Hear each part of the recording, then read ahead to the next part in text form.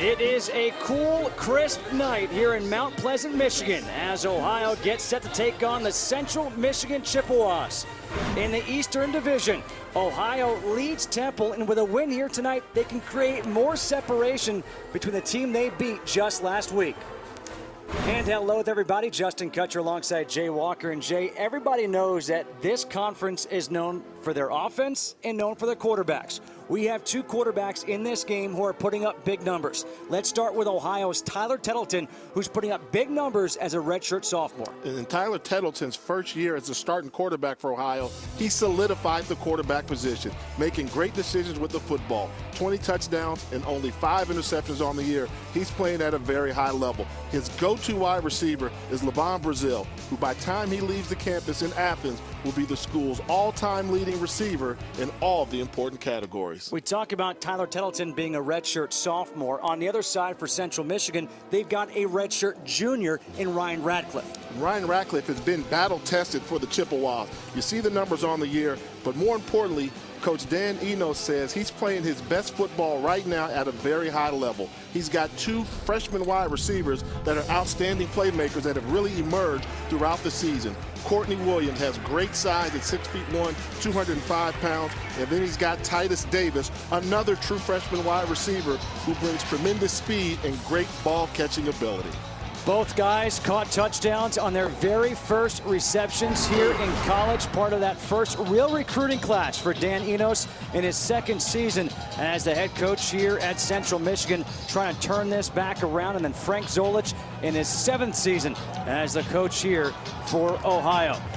We are set to play football. Ohio in white, Central Michigan in the maroon and yellow. Ohio won the toss. They deferred, so Central Michigan will receive.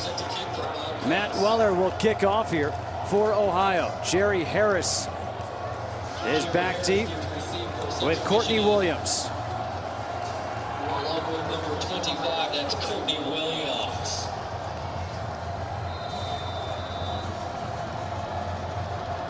You know it's cold when you can see the kicker's breath coming through his helmet. Football weather, Justin, football weather. A short kick. It's taken by Courtney Williams. Williams can't break free. He gets taken down at the 27-yard line, a 12-yard return. Here is that redshirt junior quarterback in Ryan Radcliffe. You look at his passing yards, 10th in all of FBS. And I don't think people realize the pressure that he was under to come in and take over as a quarterback for this Central Michigan football team, a program that everybody associates with Dan Lefevre and the Lefevre era. Radcliffe has come in and done a decent job in his shadow. Anthony Garland in the backfield. First down, a passing play. Complete to Jason Wilson. Let's take a look at our impact player, David Blackburn, the tight end for Central Michigan. He's the go-to target in the middle of the field. Tremendous athleticism and great running the football after he makes the catch. Talk about Anthony Garland, the true freshman running back for Central Michigan. They're looking for him to carry the load and take over the rushing duties. 2nd down and 3 coming up after a 7-yard completion to Jason Wilson. Empty backfield now. Garland splits out near side. Radcliffe over the middle, overthrows his intended receiver. So we take a look at the impact players for Ohio. Noah Keller, their middle linebacker. The coaches say they don't know where they would be without his presence in the middle of that Bobcat defense. And then in the defensive secondary, Gerald Moore started as a true freshman. Now he's a junior. He's the captain of their secondary. This Ohio team ranks 2nd in total defense in the MAC so far this year. 3rd down and 3.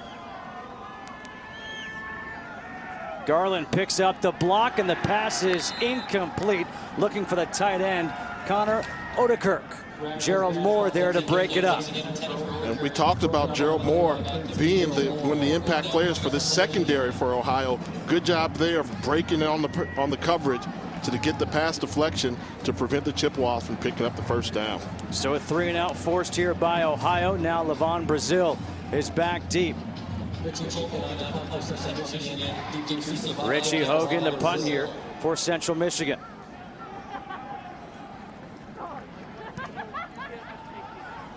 Hogan into that wing, gets off a pretty good punt. Brazil, there's a flag on the play behind him, and Brazil gets taken down at the 41-yard line. A 12-yard return for a 37-yard punt. But let's see what this flag is for. Jason Kromick, number 52, on the special teams tackle.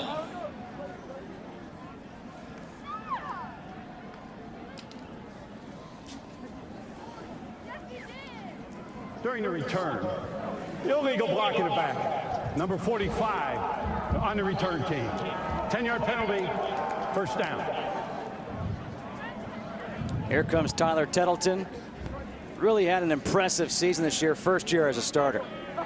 And Tettleton has really done a good job of giving them that dual threat option. Last season, the Bobcats had Boo Jackson along with Phil Bates running the offense. Well, with Tyler Tettleton, no need to have two quarterbacks, no multiple systems. He's come in and done a tremendous job throwing the ball, 64% completion ratio. And you saw the numbers earlier talking about 20 touchdowns and only 5 interceptions. Dante Harden in the backfield. On first down, the handoff is to Harden. And Harden picks up a yard. Take a look at the impact players for Ohio, and Dante Harden is the running back. He averages over 6 yards per carry. Look for them to get the ball going often in his hands to try and establish the running game. Second down and 9. Harden coming off a big week last week. Is the MAC East reigning offensive player of the week. Tettleton back to drop, going deep over the middle, and it's complete. Mario Dovell.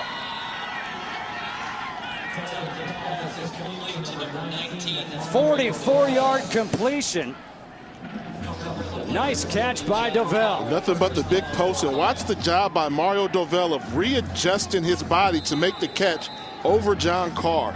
You see him leave the screen there, but he readjusted and made that catch. Big grab. First and 10 from the 35 of Central Michigan. Tettleton on the design run. He gets the outside. 8-yard run as we take a look at the impact players on defense. Well, we see the secondary for Central Michigan is going to be tested. Lorenzo White is their guy at the cornerback position. He's a lockdown corner, their most athletic corner. They're going to need for him to make a couple big plays tonight.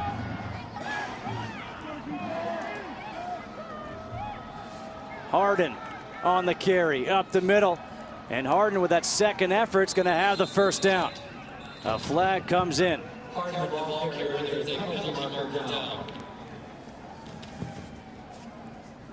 Shamari Benton, number 26, there on the tackle.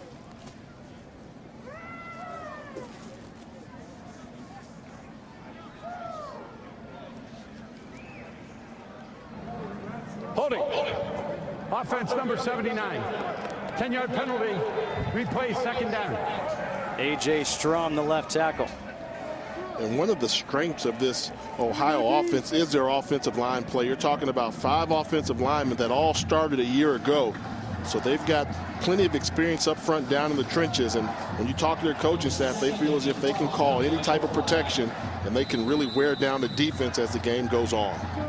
Second and 12. Ryan Boykin now in at tailback here for the Bobcats of Ohio.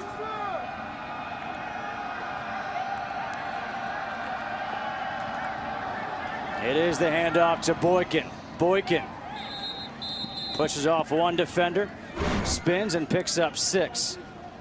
We talked about the experience that they have. You see they're led by Joe Flading with 35 career starts, and Eric Herman has 34. I don't know if you'll find a more experienced offensive line cohesive unit in all of college football. Joe Flading, first team All-MAC last year. 3rd and 6 coming up. It's a big spot right here for Central Michigan. Can they get a stop after giving up that big 44-yard pass play?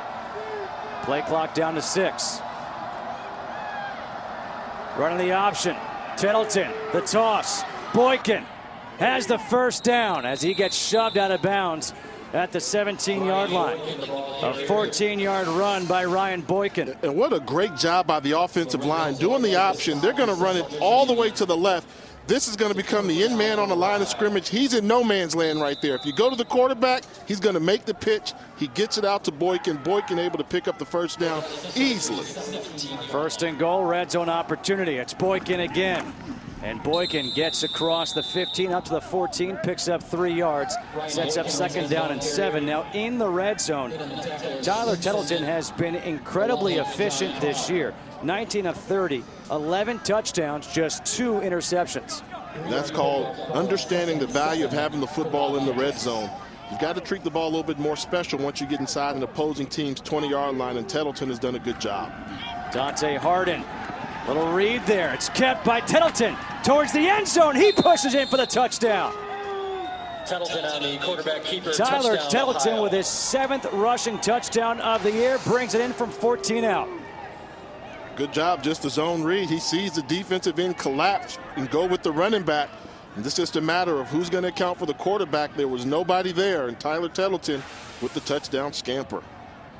Now Matt Weller on for the extra point. Weller on to attempt the extra point.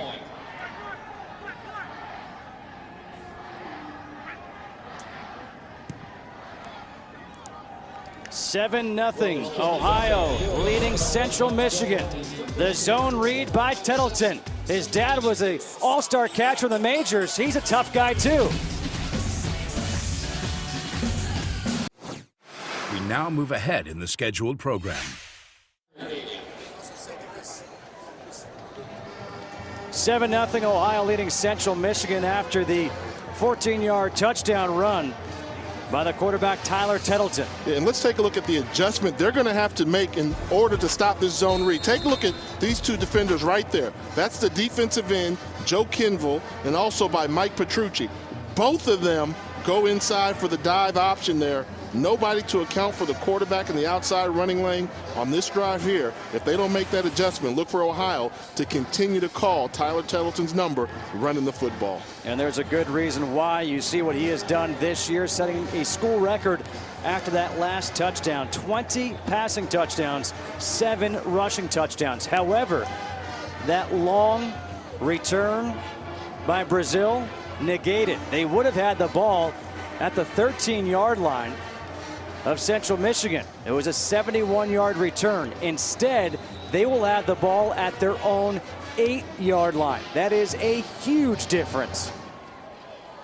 Ohio takes over first and 10 from their own 8-yard line. Dante Harden in the backfield with Tettleton.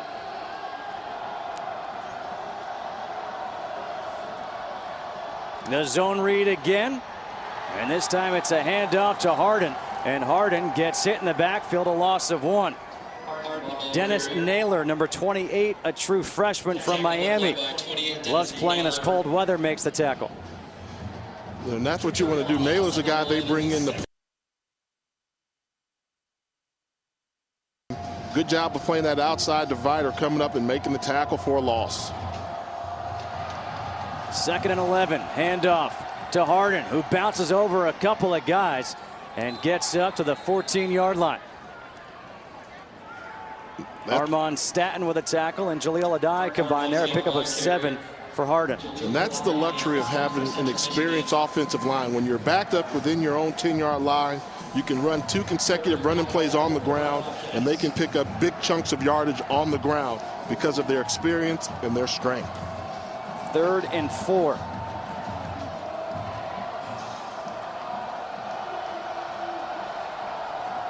Tettleton over the middle, completes to Brazil. Brazil takes a hit. The flags come flying. Avery Cunningham, number 36. A first down for Brazil and Ohio. But this is going to add another 15 yards to that 8-yard completion. Cunningham made the big hit, but he did the taunt afterwards, and don't understand why you taunt an opponent after he makes a first down reception. Defense number 36. High hit on the runner. 15 yards are added to the end of the run. Automatic first down. You're going to see him run through Brazil. Here, let's take a look. Is it? Yeah, they say it was a high hit. I don't know if it was the look back. He finished high. You see there, and he's going to finish up high and extend that arm. Close call, tough break. 1st and 10 at the 37 now. Play action. Tettleton going deep, has Brazil wide open. No one's going to catch him. Easy touchdown. Levon Brazil, 63 yards.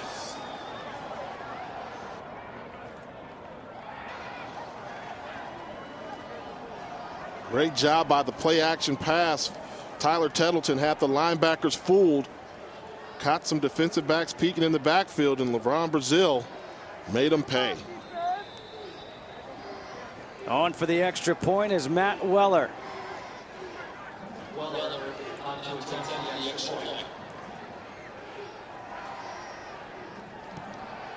Apparently that 71-yard punt return, it didn't matter because they go 92 yards in 4 plays. A 63-yard touchdown pass to Brazil. 14-0. Ohio leads Central Michigan.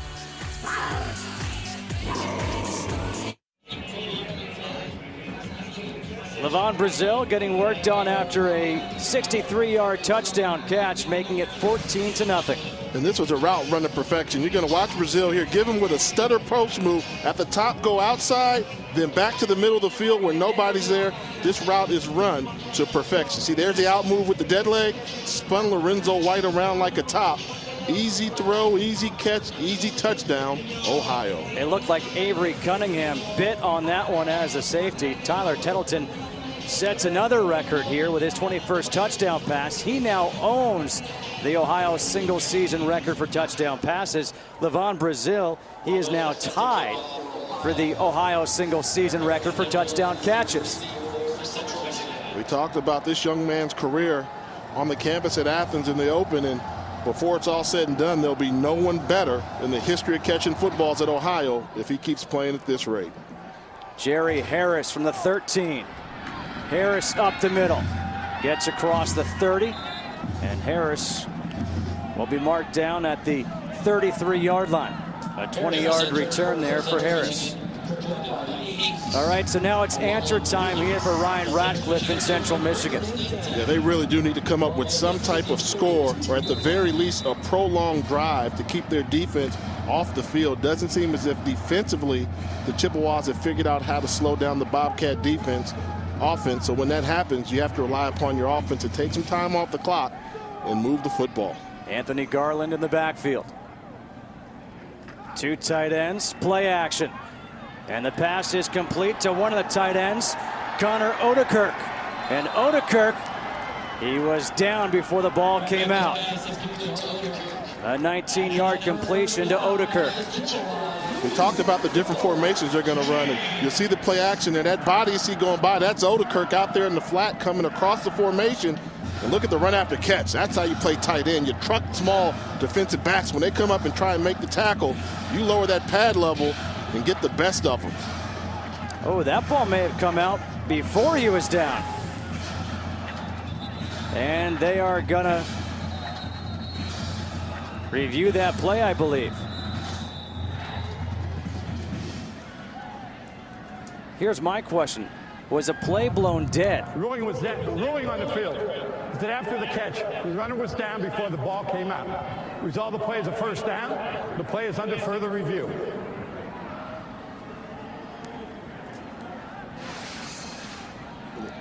See, this is the guy that he's going to truck over there, A.J. Grady, but watch Gerald Moore come over, get low.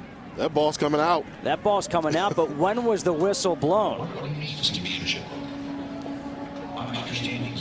Look at Moore. Moore had a very low center of gravity, and as he was going down, that ball came out of his grasp. Good job. The whistle was blown before they fell on the ball.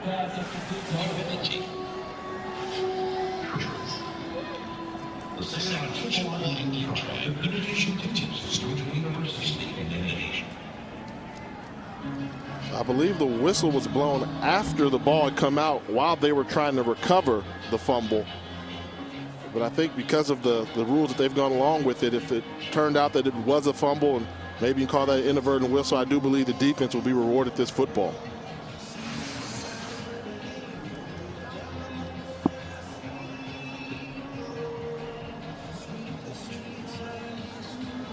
You can see the ball come out.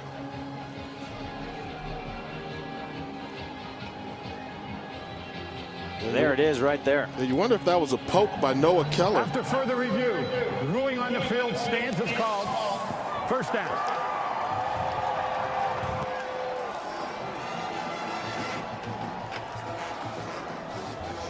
You know, sometimes I just want to use one word up here. How? If they're watching the same video evidence that we saw, how is that not ruled a fumble? I mean, he had the extra effort and turned his body completely off the ground. Well, maybe Central Michigan catches a break right here. They get the ball at the 49 of Ohio. Quick pass, near side.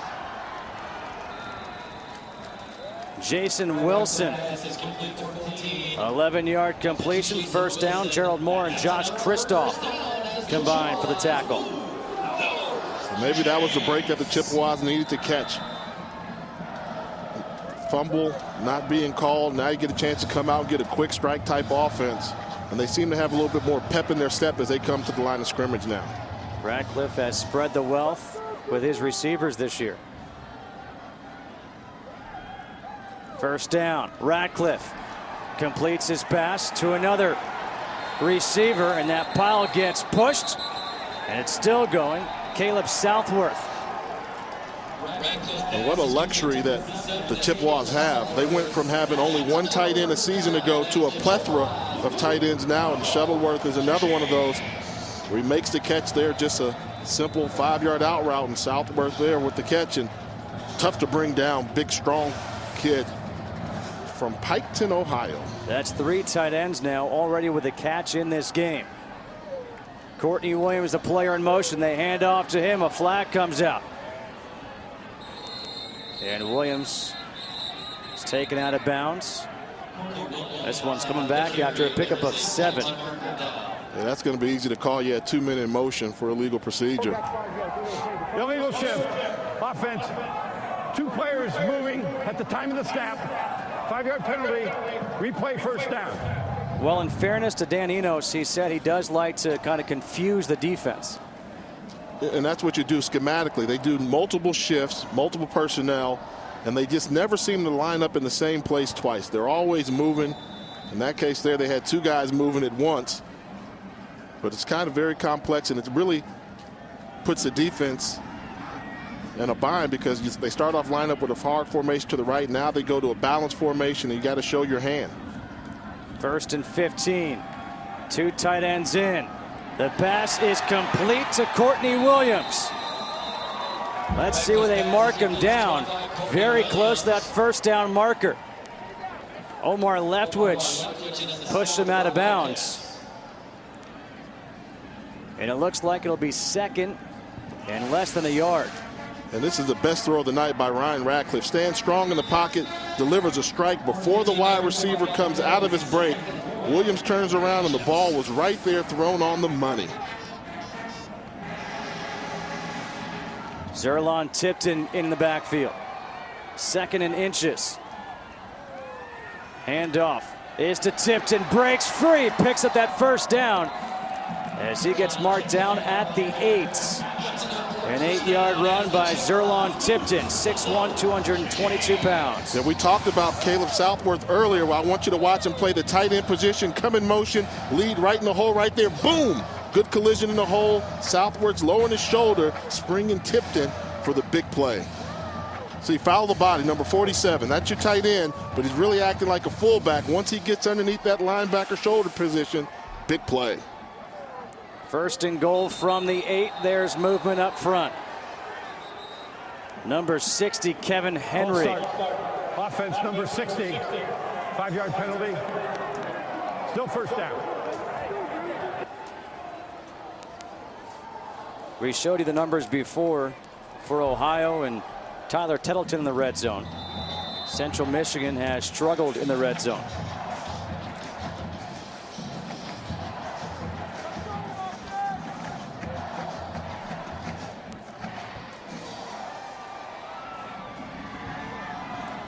First and goal from the 13-yard line now.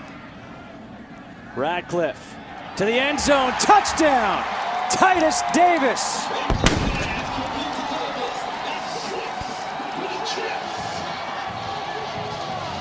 13-yard touchdown pass to the freshman Titus Davis.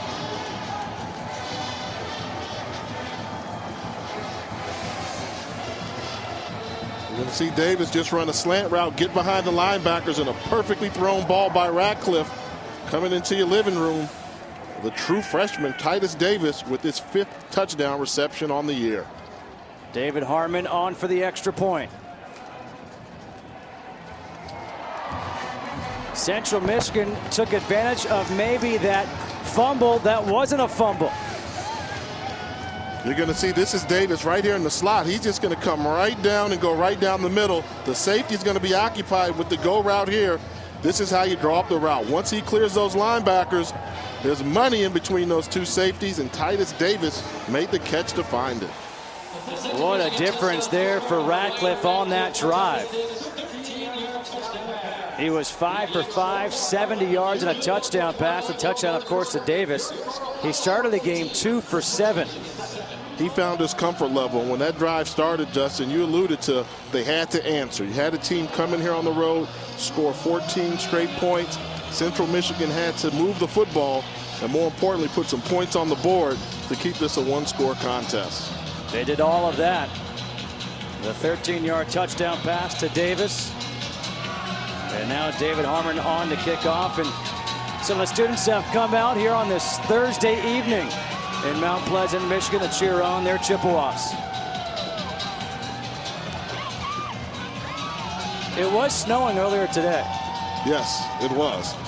And it's good to see the Chippewas come out. The fans, the faithful come out and support their team. Been an up and down season for them, but they're still out to show their support and braving the elements to spur this team on. Ryan Clark and Jerry Gross are back deep for Ohio. Gross and Clark deep to receive for the Bobcats. Ryan Clark from the 7. Clark, a stutter step, gets across the 25. And Clark is taken down at the 29, and flags come flying in. A late hit. Tyler Futrell, number 81. Kicks off, draw your attention to the field where Madeline Lee will be picking up the team for receiving kickoff. Madeline is tonight's Chippewa Kids Club Kickoff Kid, brought to you by Kentucky Fried Chicken. All Chippewa Kids Club members are eligible to be the kickoff kid for each game. Just sign up at the Kids Zone. Be a party prior to each home. Following the play. Dead ball, personal foul. Number 81, the receiving team. The foul is penalized half the distance to the goal. First down.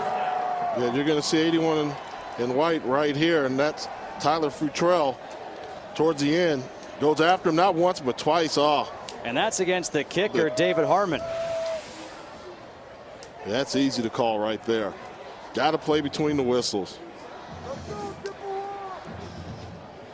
They had a costly penalty last drive. Turned out to be not so costly as they marched down the field. 92 yards. Frank Zolich in his 7th year, not happy right now with Tyler Futrell. On first down, the option, the toss to Harden. Harden, he's got some room, lowers that shoulder, gets the first down.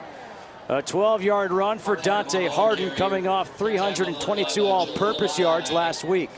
We talked about who's going to account for the quarterback. Well, Central Michigan brought a blitz from the outside.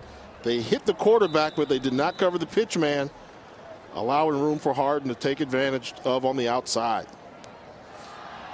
First and 10 from the 27-yard line now.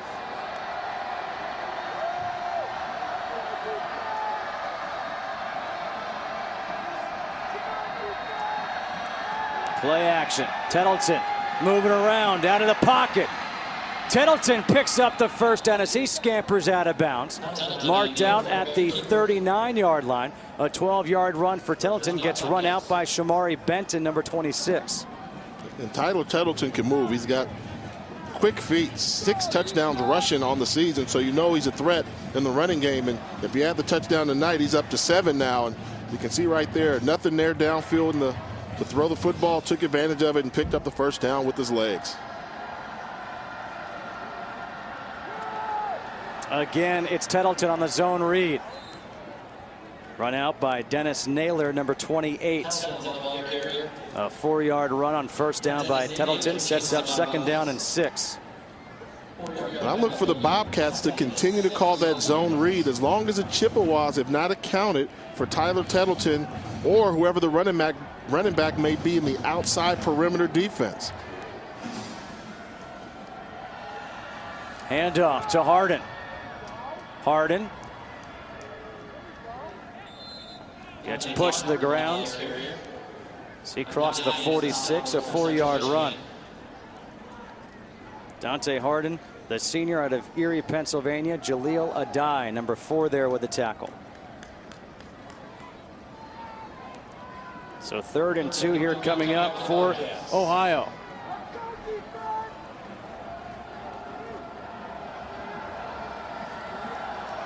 Tettleton going to change the play up.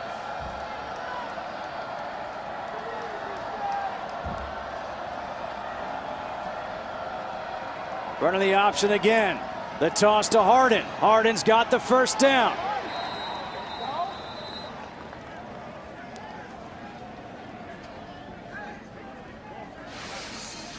They're going to continue to attack the end man on the line of scrimmage, put him in no man's land. Are you going to take the quarterback or the running back? The moment he commits to the quarterback, he gets rid of the football, and they're able to pick up the first down.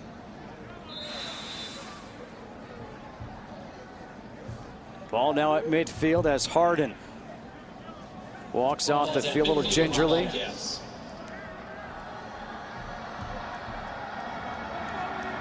Ryan Boykin now in the backfield. Play action.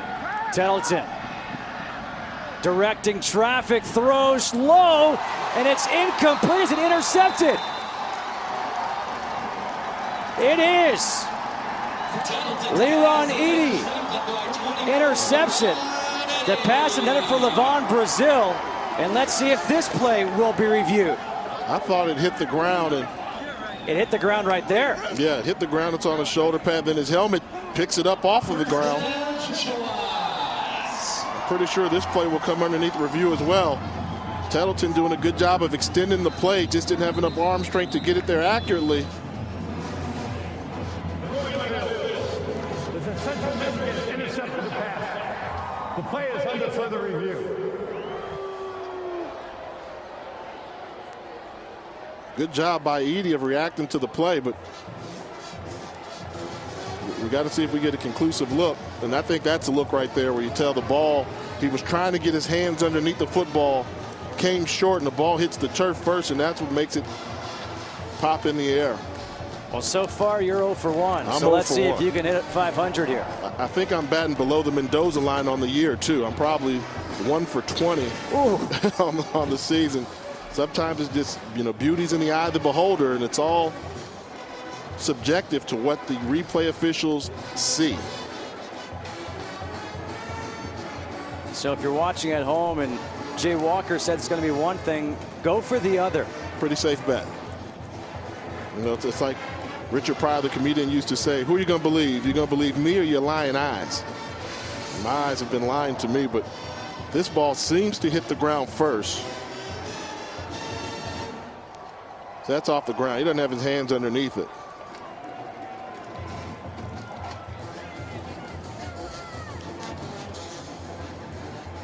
If the last replay, they didn't have conclusive evidence, do you have conclusive evidence here? No. I think the last replay, there was more conclusive evidence in that instance.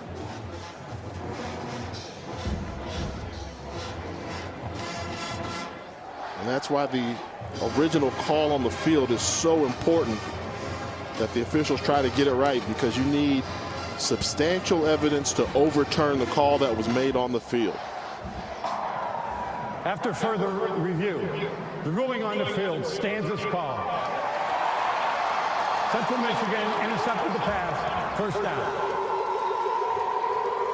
The first interception of the year for Leron Edey.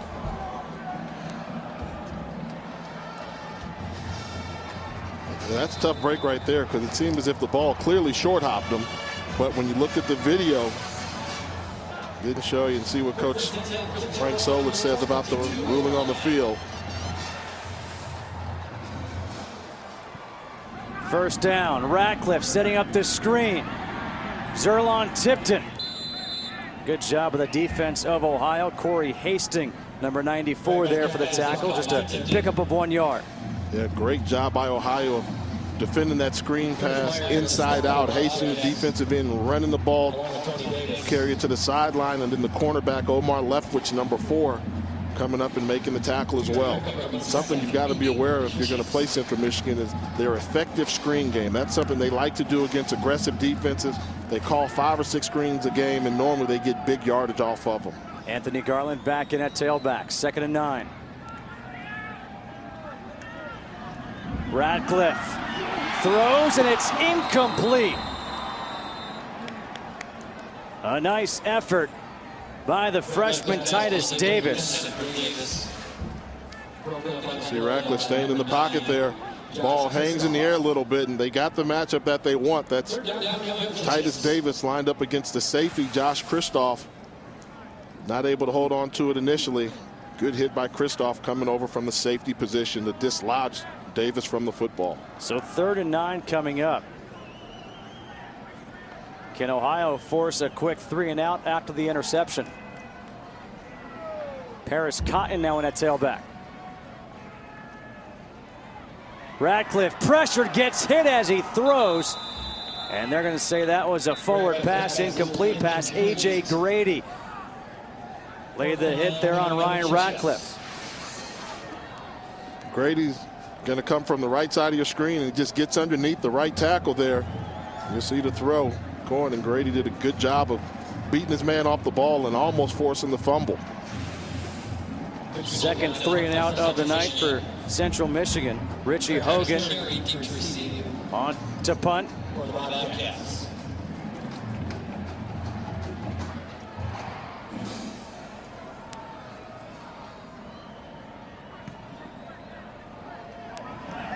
Travis Carey. Carey at the 32. Up the middle. Flags are coming out again. We have seen a lot of flags come out here on special teams.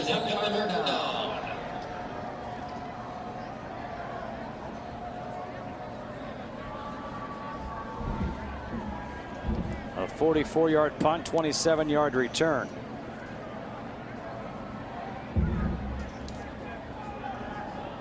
During the kick, holding, number 2 on the return team. Post-scrimmage kick enforcement. First down. That's Jameel Shaw, the sophomore cornerback. 1st and 10 for Ohio. Tettleton, the quick pass near side, Riley Dunlop. A 6-yard completion to Dunlop. Jarrett Chapman, number 29, another freshman in this lineup for Central Michigan with a tackle.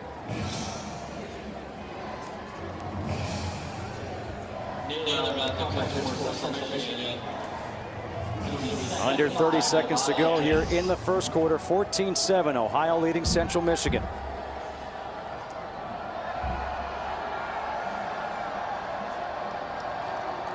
Second down. The handoff to Ryan Boykin. And Boykin will pick up about a yard. This first quarter will come to an end. The Ohio Bobcats, they got on the board first. Tyler Tettleton had the touchdown. And then the answer by Central Michigan.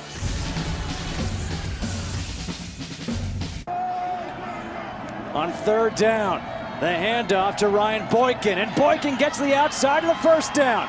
Boykin across midfield as he gets taken down, marked down at the 45-yard line, a 26-yard run. And they continue to attack the outside perimeter, and there's nobody there. They're getting sealed up on the inside, and Ohio has found a weakness in running the ball outside the tackles. Normally, that's not what you see, but it's been a tough day for Central Michigan in terms of defending the outside run game.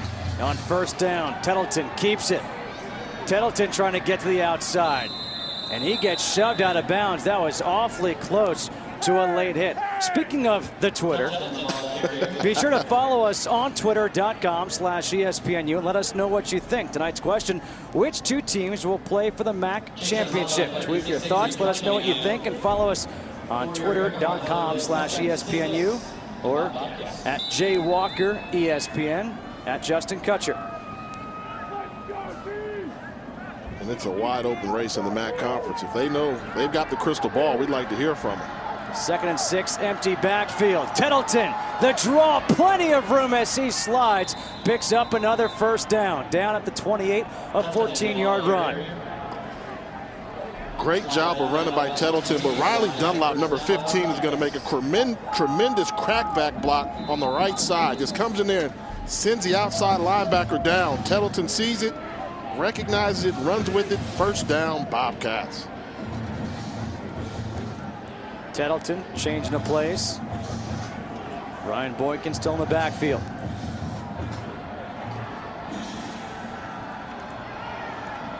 The option, it's kept this time by Tettleton, and he is tackled for a loss. Armand Staton, number 41, with his second tackle. Looking at the West Division, a tie with Northern Illinois and Toledo. However, Northern Illinois owns the tiebreaker after beating Toledo last week 63-60. This week, Toledo, they beat Western Michigan 66-63. Basketball scores are being played in the WAC conference. Unbelievable.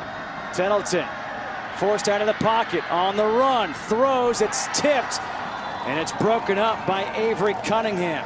Riley Dunlop was the intended receiver. This is one here where I think Tettleton doesn't see the crossing man. It's going to be wide open going across the formation. Get him the football. He decides to tuck it. Looks downfield, tries to force the ball in there to Dunlap. Very fortunate that Avery Cunningham didn't undercut that route and make the interception. 3rd and 13. Ball at the 31-yard line of Central Michigan. Bo Blankenship now in the backfield, number 22.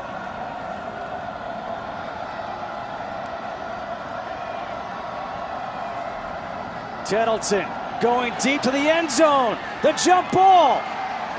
And it's incomplete. Riley Dunlop and Avery Cunningham were fighting for it.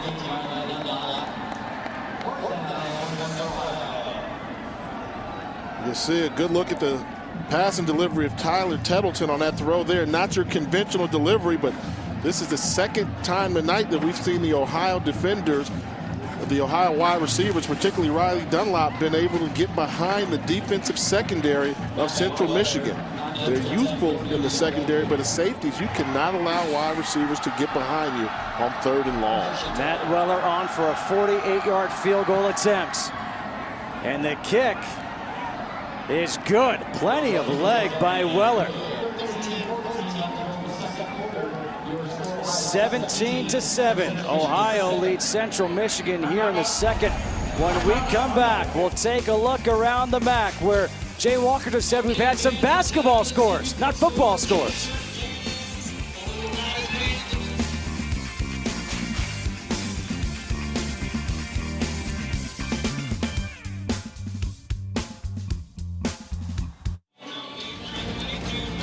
Well, there's the basketball score that Jay Walker was talking about. 66-63 on Tuesday. Toledo defeated Western Michigan. Northern Illinois dropped 45 on Bowling Green. A big win last night, though, by Temple over Miami. If you're Miami, how do you only score 21 points on a team that gave up 60 the week before? But one thing you got to like about the MAC, Tuesday, Wednesday, Thursday, Saturday, coming, and Thursday, and coming soon, Friday night football. I'm just kidding. Friday's always going to be reserved for high school football, no matter where you are.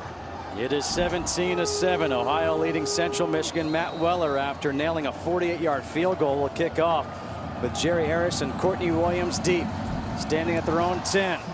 A low line drive kick. Harris takes it over the shoulder. Nice catch.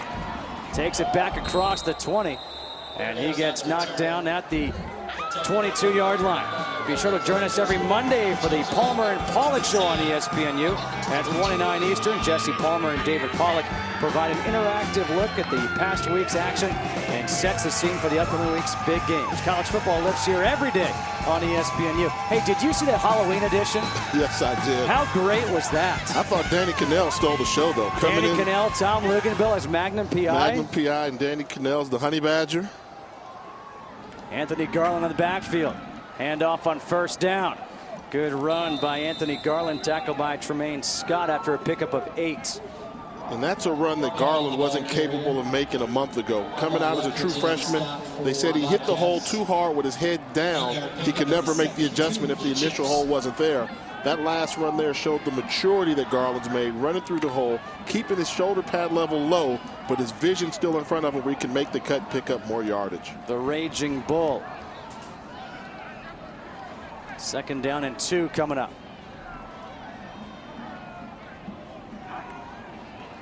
Handoff again to Garland.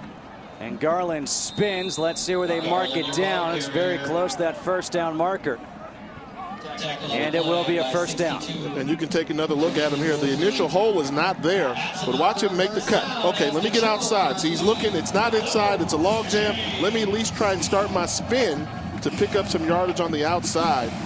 So often, young freshman running backs, they hit the hole 100 miles an hour that they can't slow down, but Garland's learning how to count on his vision.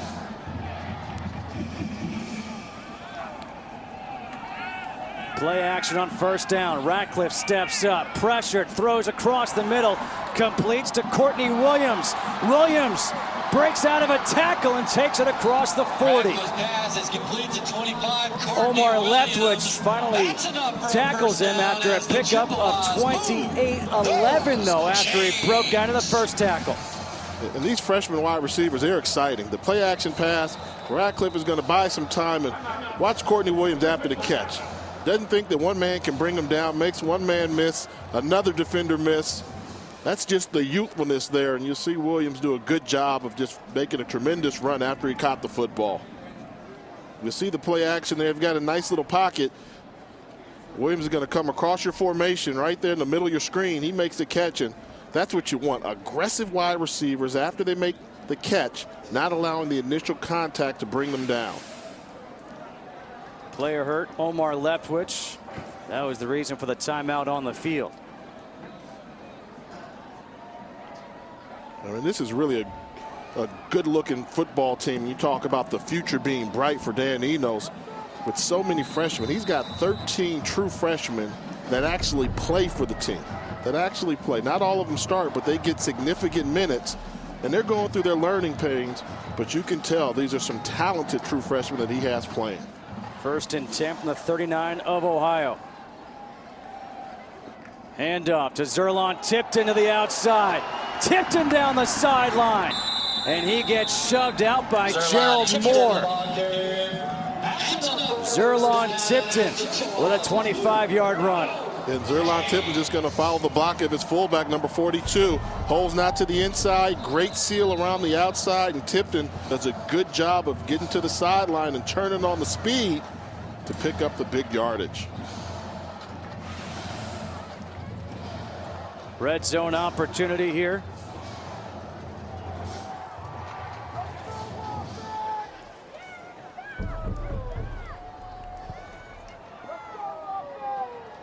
Ratcliffe dropping back to pass. Looking to the end zone. And a great effort by number 85. Jarrett Fleming, one of the tight ends. A.J. Grady there on the coverage. Broke up on the play, number 10, A.J. Grady. 2nd down, coming up for Central Michigan. We talked about the youthfulness for Central Michigan. Look at this, 48 freshmen, 6 starters, and then they've got 19 sophomores. So you're talking about a very youthful football team that's been competitive all season long, but just has to learn how to capitalize and win some close football games. Ratcliffe, the correct slant, completes the pass, dragging the pile into the end zone. Courtney Williams. 14-yard touchdown pass to the freshman Williams.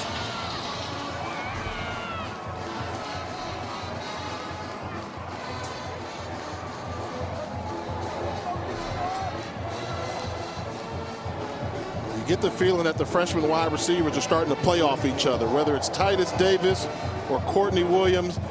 They're trying to one-up each other all the time, and the run after contact there and willing himself into the end zone. Harmon on for the extra point. It is now a 3-point ball game. Courtney Williams, the slant. Watch the effort. Never stops moving the feet. The offensive line gives him the Reggie Bush push. We now move ahead in the scheduled program. In Mount Pleasant, Michigan, Ohio leads 17-14 with 5:48 to go here in the first half, and great field position here for the Bobcats. Taken over at the 40 of Central Michigan. 2 tight ends in. The running back is Ryan Boykin.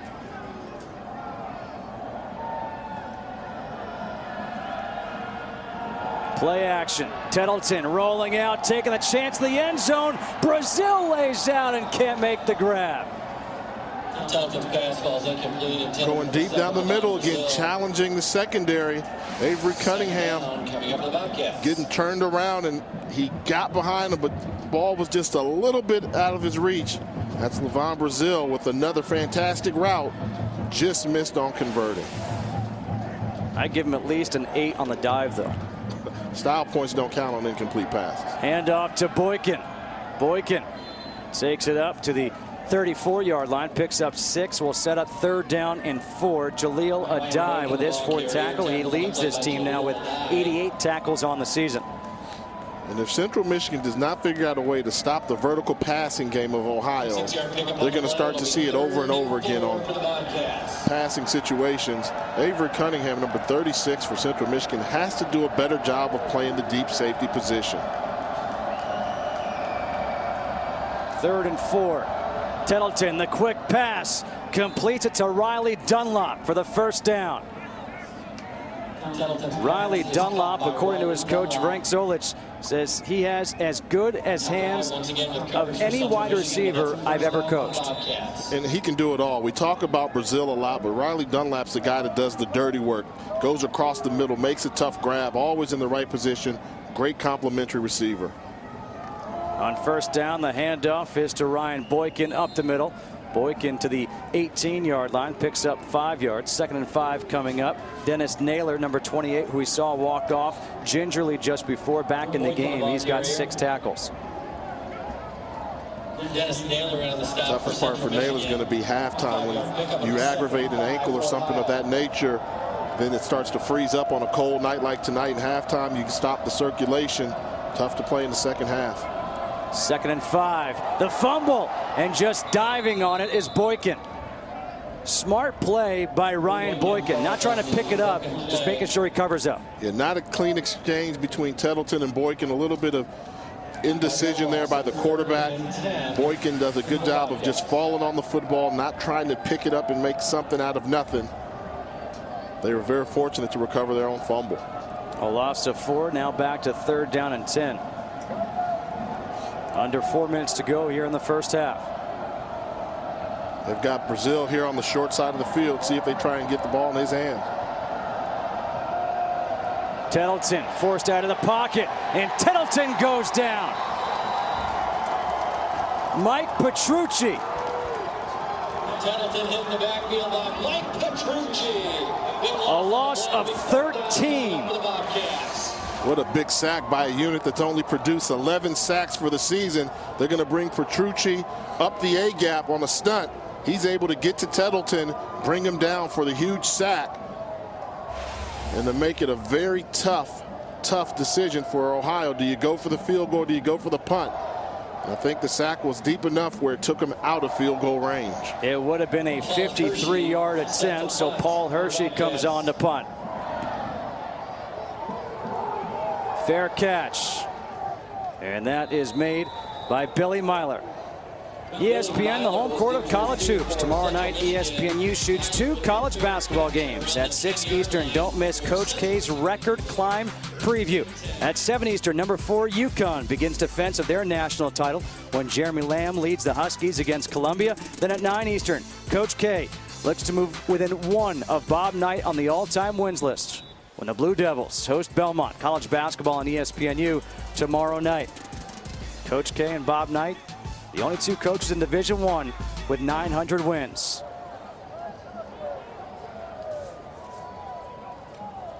On first down, Radcliffe comes near side to Courtney Williams, sheds a tackler, and Williams again shows off that strength. Gerald Moore finally tackles him, but a 15-yard pickup. And once Radcliffe gets him the ball, watch Williams size up the defensive back. Spin move, size him up, lower the shoulder, step through the arm tackle, and then take on another defensive back. Very impressed with this young man, Courtney Williams, who's got a bright future ahead of him with his physicality from the wide receiver position.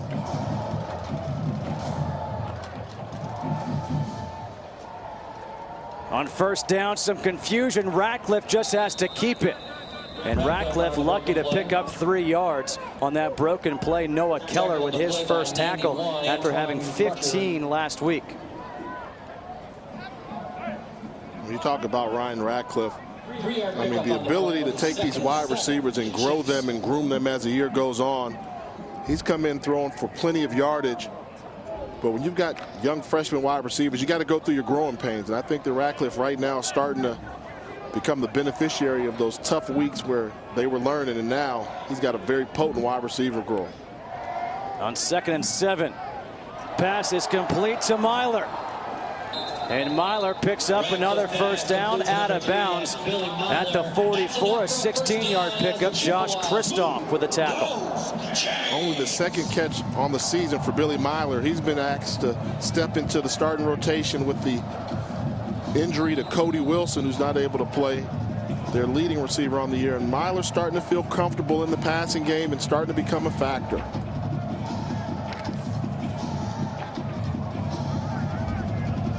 Radcliffe got off to that shaky start, 2 for 7, been very good since.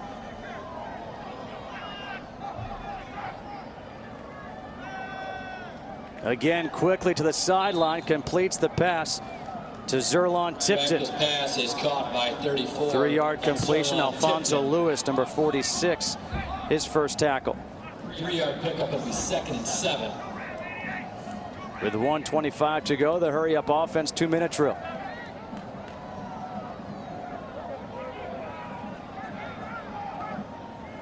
Flag comes out. Radcliffe throws it to a whole lot of green. Incomplete. There is a penalty marker down.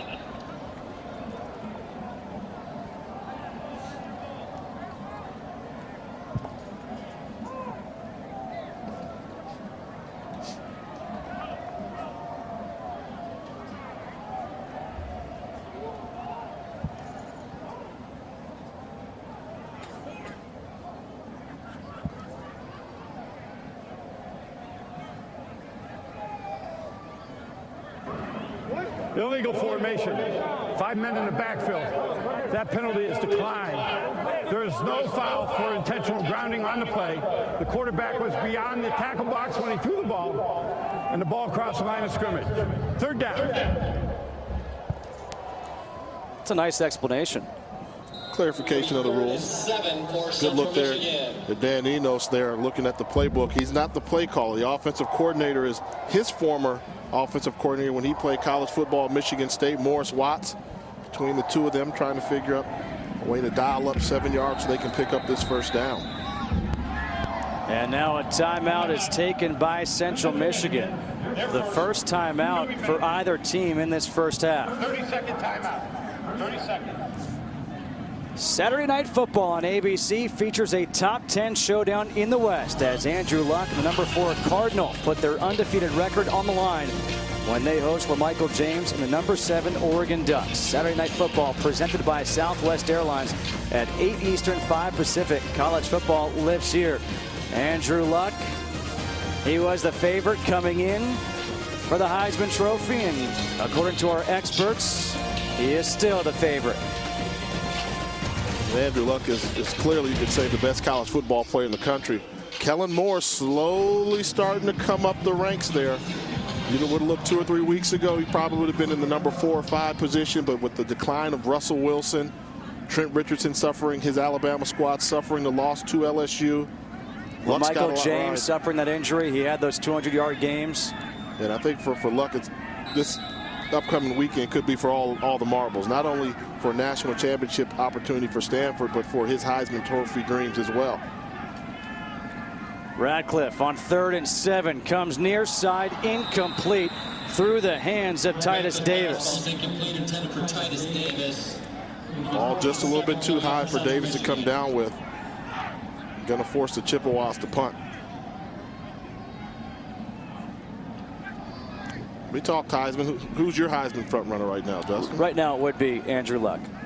Yeah, I agree with you. Trent Richardson in that loss to LSU kind of took him out of the running right now. Hogan sets the punt for Central Michigan. Richie Hogan on to punt. Levon Brazil back deep. Another good high punt. Brazil fair catch. And he makes that catch at the 13. A 40-yard punt. A huge weekend coming up here on ESPNU. You see Coach K. He and his Duke Blue Devils host Belmont. UConn, number 4 in the country, takes on Columbia. Then on Saturday, we've got a whole lot of football. Wake Forest and Clemson, Western Kentucky and LSU. And, of course, that Presbyterian Duke game, 4:30 Eastern time on Saturday. That could be to tie the record for Coach K, correct? Yep. Western Kentucky's got a really good running back by the name of Bobby Rainey, and Coach Willie Taggart's done a really good job with Western Kentucky getting that program going in the right direction. Not saying they're going to beat LSU, but Rainey is somebody special to watch. Hand off to Bo Blankenship. And Blankenship spins forward for a 3-yard pickup. Dennis Naylor with his 7th tackle of this first half. With this much yardage to cover in order to try and get in field goal or scoring range, you got to think that head coach Frank Solich is just going to be content going into halftime with a 3-point lead. Remember that fake field goal attempt. They could have put points on the board potentially. Hand off to Blankenship. And Blankenship gets across the 20 to the 22-yard line. And a timeout is taken here by Central Michigan. And the reason for this, of course, is with 16 seconds to go, you've got 3rd down coming up. If you can stop them here, you've got another timeout to use, stop the clock, force a punt, and maybe you just go all out to try to block the punt. Yeah, with a team backed up close to their own end zone, if you get the block punt, hopefully you can recover in the end zone or maybe set up a nice return. So good job of managing the game situation by Coach Enos and good usage of his timeouts. Central Michigan trailing by 3. They trailed 14-0.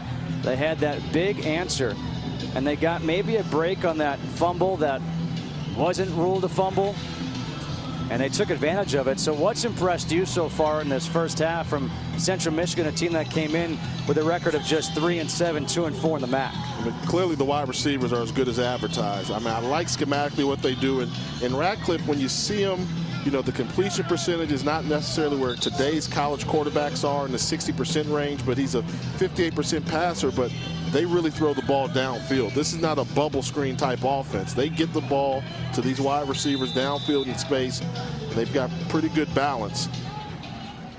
3rd and 1 coming up. Brazil in motion. Tettleton keeps it. And Tettleton pushes forward. And he will have enough for that first down.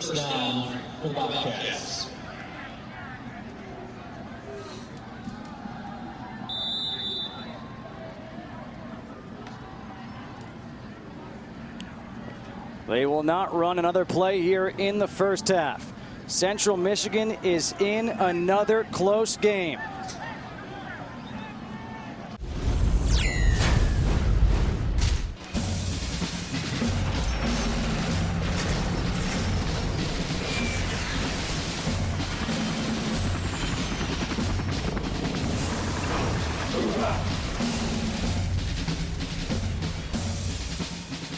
Welcome back to balmy Mount Pleasant, Michigan. 17-14 at the half. Ohio leads Central Michigan.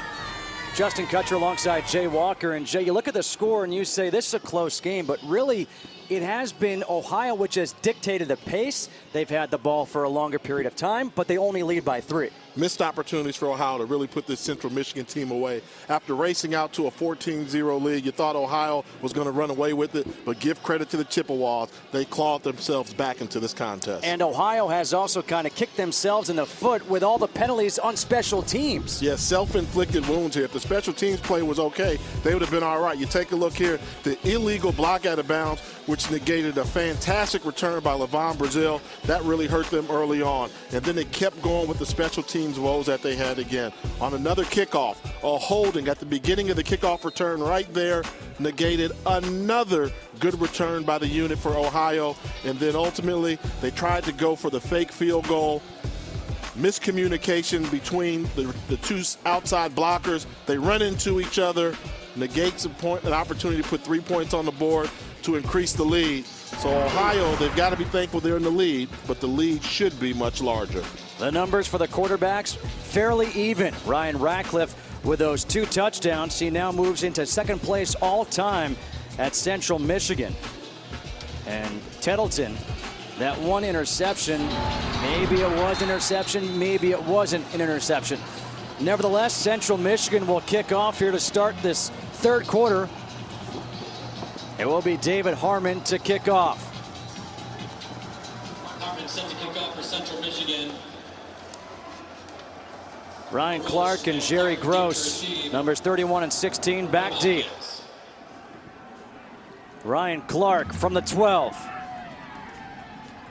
Clark trying to cut it back towards the middle, gets tripped up down at the 27-yard line, a 15-yard return. Dion Butler trips him up for the special teams tackle.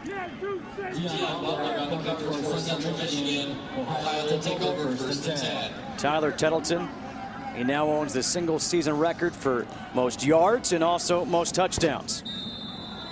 Tyler Tettleton, the son of baseball great Mickey Tettleton, making a name for himself here in Athens, showing he may not have the ability to hit the curveball that his dad did, but he can throw the fastball like his dad could not. His dad had one of the best stances to imitate. Ryan Boykin in the backfield.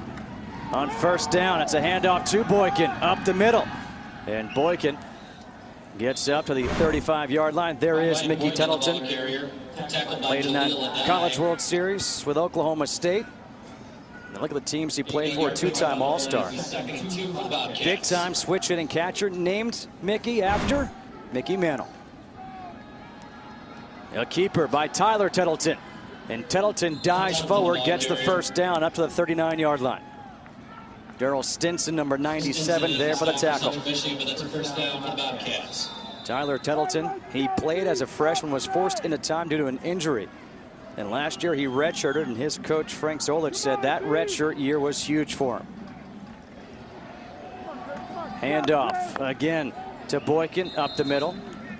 And Boykin will pick up 3 yards on first down.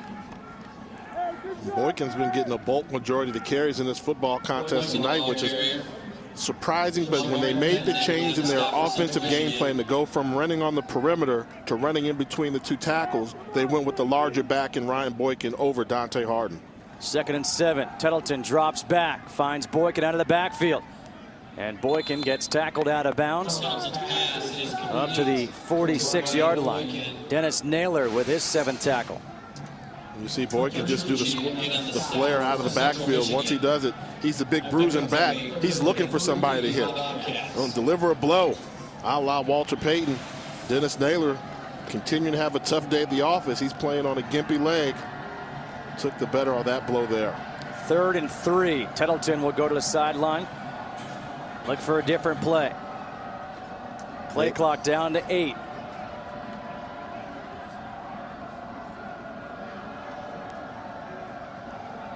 Quick out route. The pass is complete, but shy of the first down to Riley Dunlap.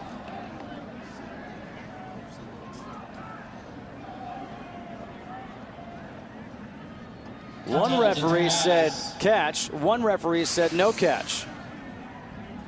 The quick out here to Dunlap.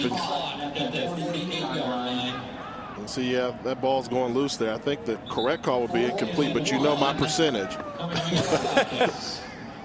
But you never really had it clean. Ball's out on the ground before he gets there. Now at this stage of the game, this is the type part of the field where if you want to go for a fake punt, you try it right here with only 1 yard to go.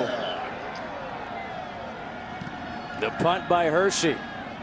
Billy Myler lets it bounce, and that's going to go out of bounds at the 1 yard line. What a punt by Paul Hershey. A 50-yard punt. Talk about field position and changing field position. Oh, a long field to work with here for Central Michigan. They got their freshmen Titus Davis and Courtney Williams. Both guys with a touchdown. Williams been more the featured receiver for the first 2 quarters.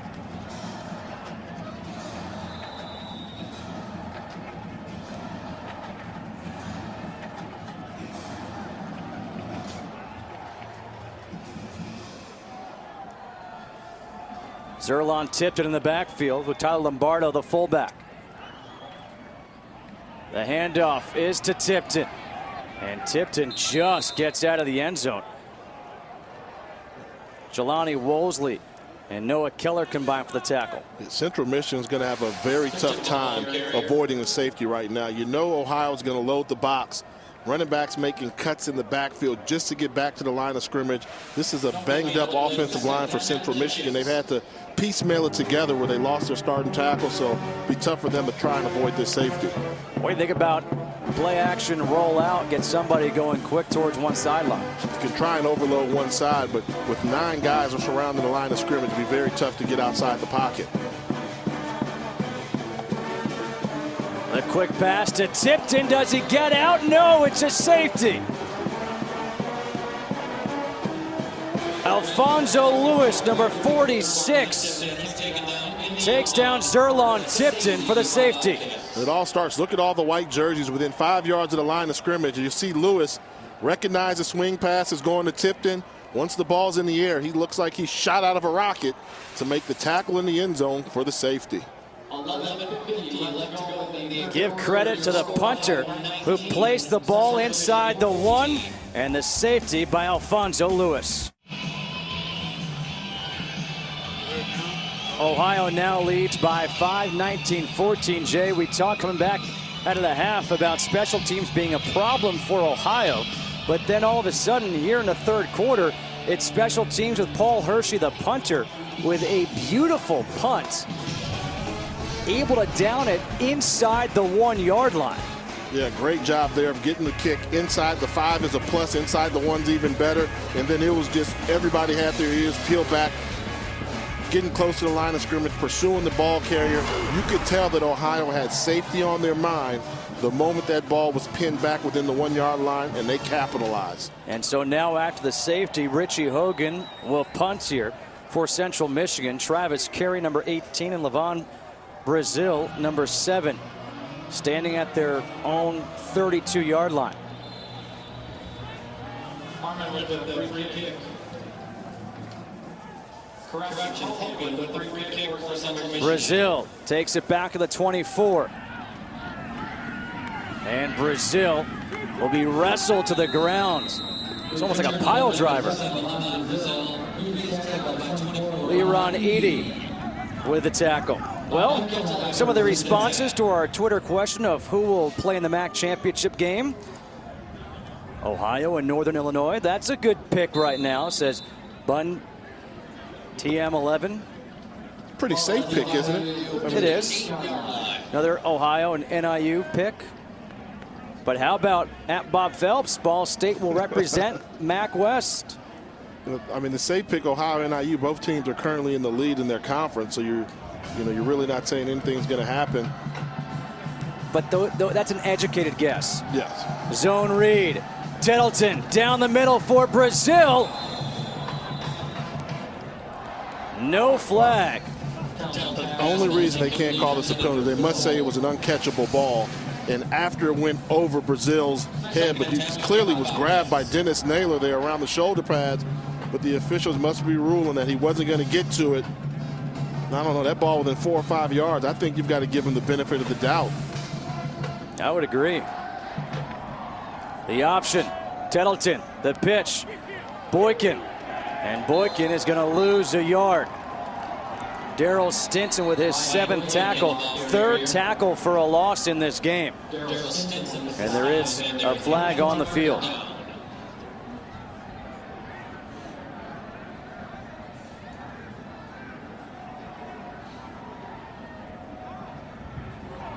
Following the play, there's a dead ball, personal foul. Offense number 77, 15-yard penalty.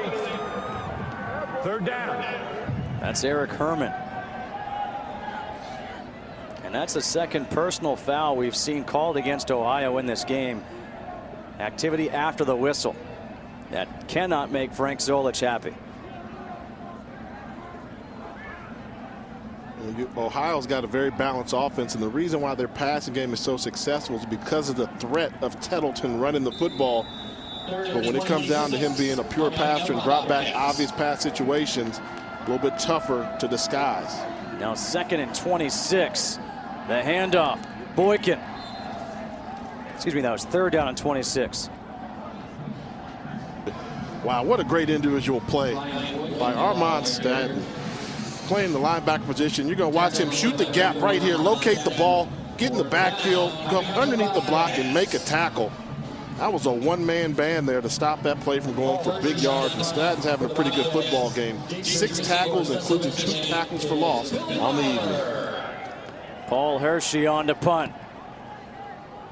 Billy Myler has to run back. Fair catch.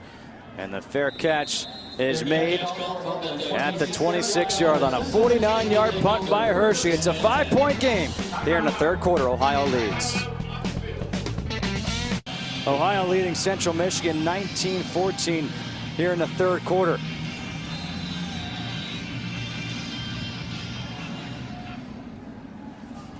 Central Michigan with a ball at the 26-yard line.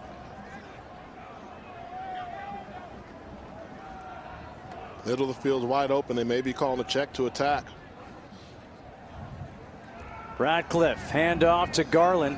Garland up the middle, picks up a yard. ESPN is conducting a multifaceted initiative across its U.S. media platforms entitled America's Heroes, a salute to our veterans. Support our troops and wounded warriors, home or away, as well as their families by going to www.giveuso.org or donate $10 by texting USO to 50555. Your support will provide free phone cards or holiday packages of needed items or help build Wounded Warrior Centers. On 2nd and 9, Radcliffe. His pass intended for Titus Davis, incomplete. 3rd and 9 coming up. Good job by Radcliffe from waiting for Davis to clear across the formation. Led him just a little bit too much, and it seems as if Central Michigan's getting off to another slow start like they did in the first half, and I don't think they can afford to now. Jay, how difficult is it to grip the ball when it's this cold out? Because the ball is slick. It's frozen almost. Yeah, you really need to have strong fingers in this type of weather there, because you can't get a solid grip with anything else, and you need to use your fingertips to squeeze the ball, but it's like squeezing a rock. You lose your accuracy a little bit. You can't really step into your throws. You got to be a good touch passer. 3rd and 9 going deep. Davis, it's off his shoulder pads. Titus Davis, he knows he should have had that one. Omar Leftwich on the coverage, but a great pass by Radcliffe. Yeah, over the outside shoulder, and can't throw it any better than that. It looked as if Leftwich might have gotten a hand on there, or at least distracted the vision of Titus Davis. Nicely thrown pass by Radcliffe. Davis unable to bring it in. A 3-and-out forced here by the Ohio defense. Richie Hogan on to punt. Levon Brazil back deep. This is a low line drive, kind of a shank. Brazil takes at the 35. Down the sideline, he dances out of bounds at around the 48 of Central Michigan. ESPN, the home court of college hoops. Tomorrow night, ESPNU shoots 2 college basketball games at 6 Eastern. Don't miss Coach K's record climb preview. Then at 7 Eastern, it's number 4 UConn. Their national title defense starts as Jeremy Lamb leads the Huskies against Columbia. Then at 9 Eastern, Coach K looks to move within 1 win of Bob Knight on the all-time win list when number 6 Duke hosts Belmont. That's college basketball on ESPNU tomorrow night. Guess it's life after Kemba Walker there at UConn, huh? It's looking pretty good for the Huskies. Andre Drummond coming in on first down, play action. Tettleton has a man open. Derek Roback, the tight end. And Roback takes it all the way up to the 25-yard line. A 24-yard completion. A good job here of clearing out the formation. You're going to see the clear out routes come from there. And you're going to see Roback come across the formation here and watch the throw by Tettleton to drop it over the outstretched arm to the outside linebacker. That's attacking the zone defense. Hand off to Bo Blankenship up the middle. And Blankenship picks up a first down on 13-yard run. Jaleel Adai upends him. And now this Ohio team going hurry up. They like the look they've got. That normally means they're going to try and attack the middle of the field again, running the football. Tettleton, it is to Blankenship. Up the middle, and Blankenship up to the 8, picks up 5. Red zone opportunity here for Ohio.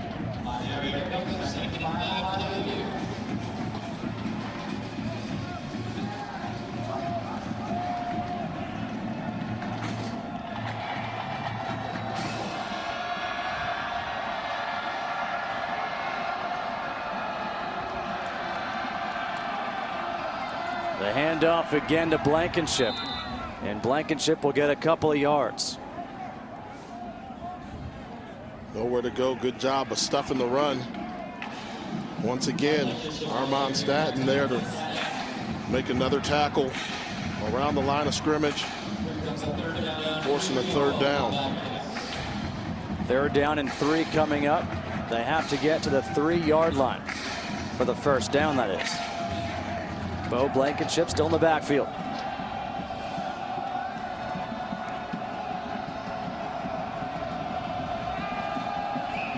Tettleton to the end zone. It's hauled in for the touchdown.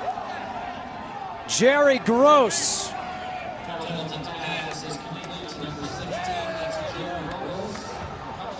Seven-yard touchdown pass to Gross. His first touchdown of the season. Yeah, they brought the blitz, which means you've got one-on-one coverage all the way across the field. They got the matchup against Dennis Naylor, who they seem to attack. And whoa, Dennis Naylor couldn't bring him down, but his Bobcat teammates could. Matt Weller on for the extra point. A safety and a touchdown here in the 3rd quarter. Jerry Gross, let's celebrate, or let's not.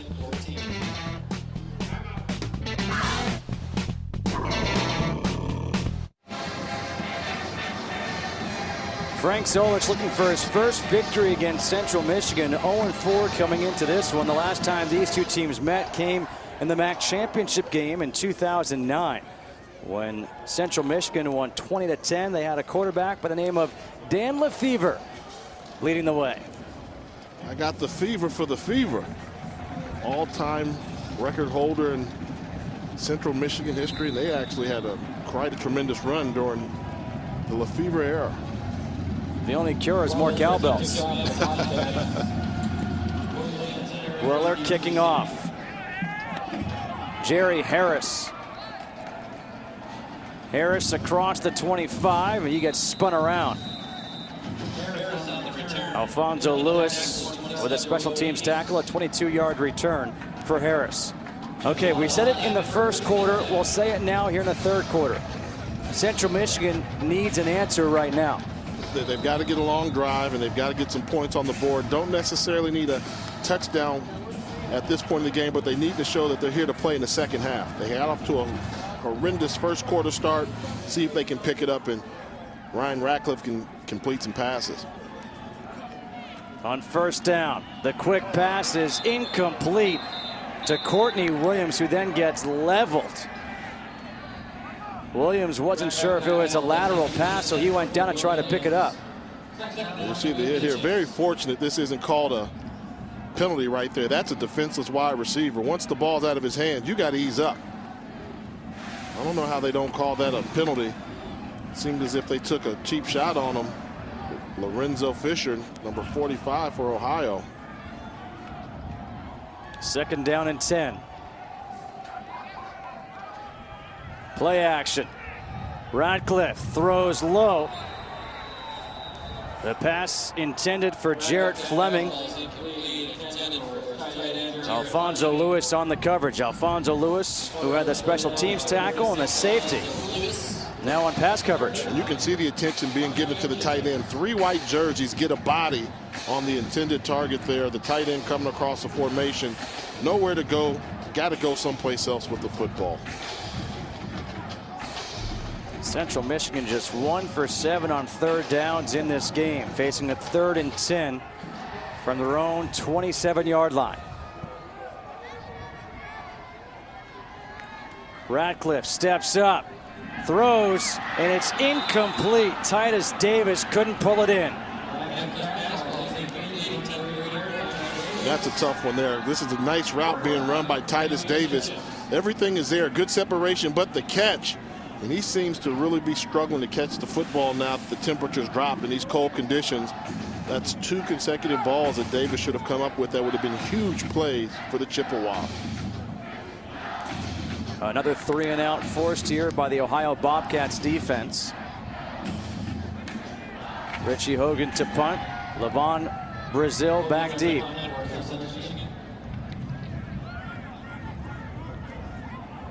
Brazil takes it at the 28.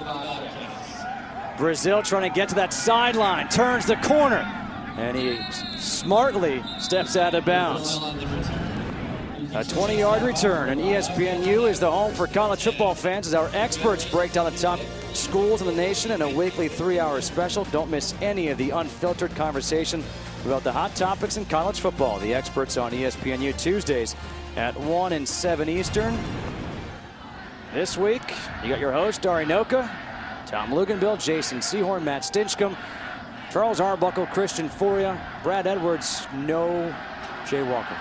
No, not this week, but Brad Edwards is going to have his job cut out for him. Well, I'm just happy I don't have to call you an expert this week. Edwards has to justify those BCS rankings. I'm going to get his take on it. Tettleton on 1st down. Play action. Scrambling. And Tettleton gets chased out of bounds by Darrell Stinson. A flag comes in. As of right now, it's a loss of 8. And that's one that Tettleton wishes he could have back. Once you realize you're in some pressure, get out the pocket, throw the ball away. Can't afford to lose 8 yards on 1st down.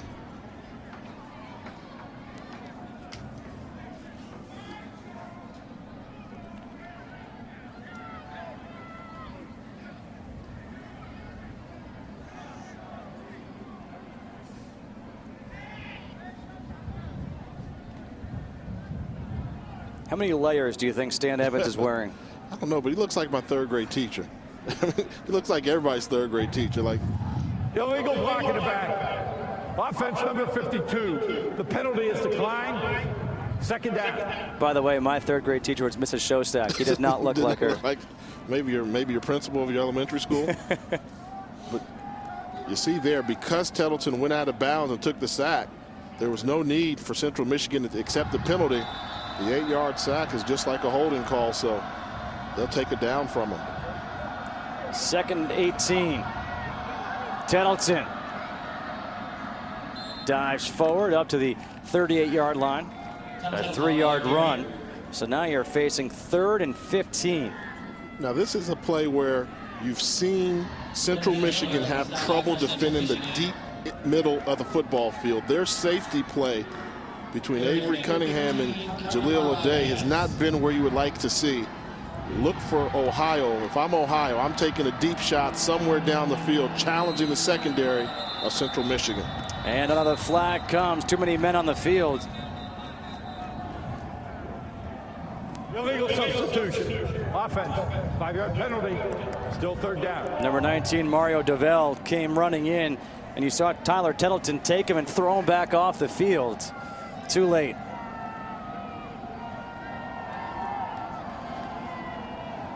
Now you're facing a 3rd and 20.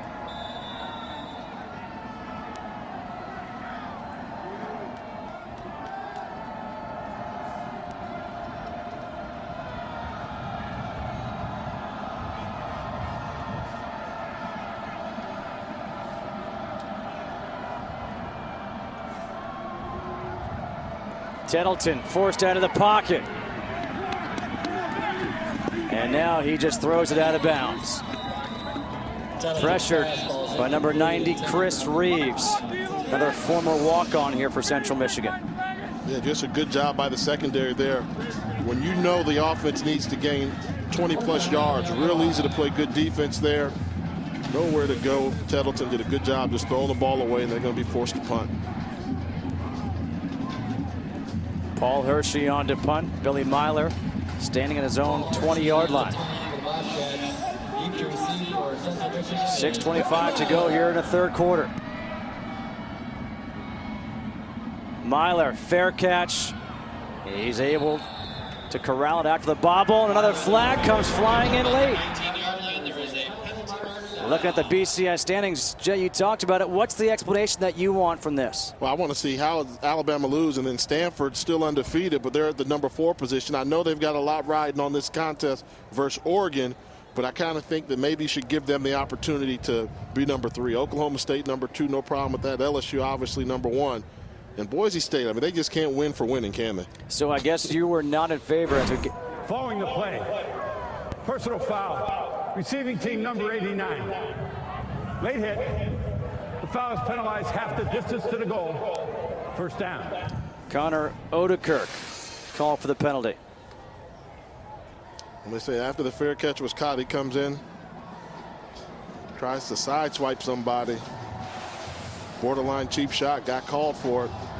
Can't afford to do that. And when you're in this type of football game and you're down by 12 points at home, giving your team worse field position.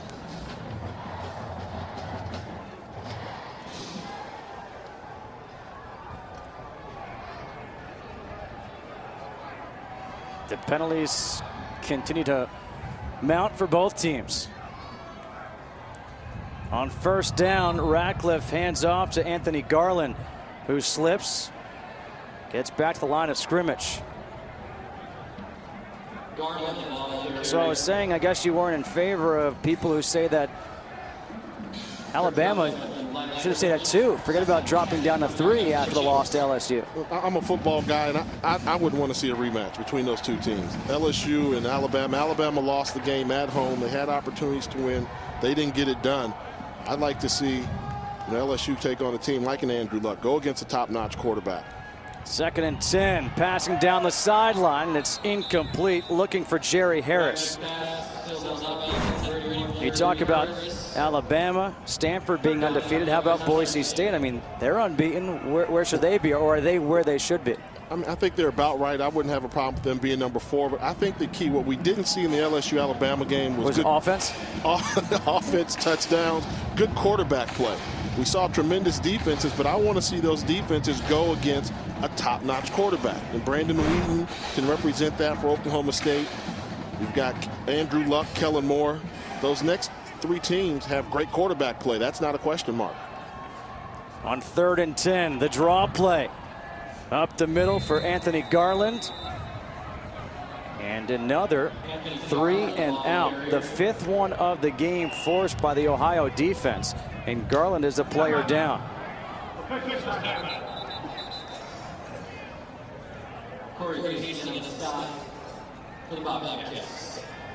Dan Enos just cannot afford to lose any more players. It's been very tough. That's been the story for them. And we had an interesting sit-down conversation with him talking about his philosophy on the ability to redshirt football players. And, he said first and foremost, he believes in red shirts. Physically, I agree with him. You get an opportunity to mature, understand what college life is all about. But in today's college football world, you got talent like Courtney Williams and Titus Davis. Very tough to keep those guys on the sideline when you know they can help out your football team.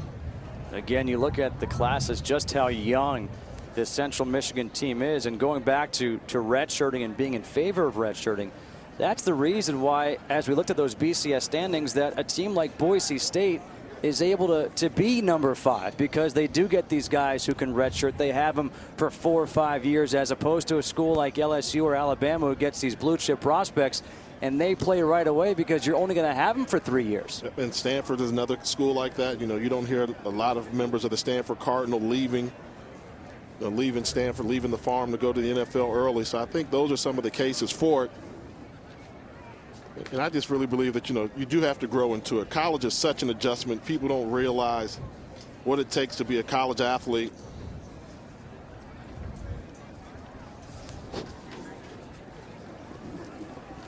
(26-14), Garland being helped off the field.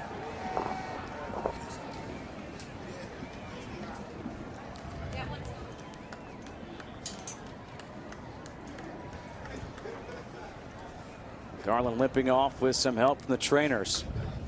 The freshman running back, and just talking about what's going on here with this Eastern Michigan team, a young team right now. They trail in this game after the safety, now the touchdown.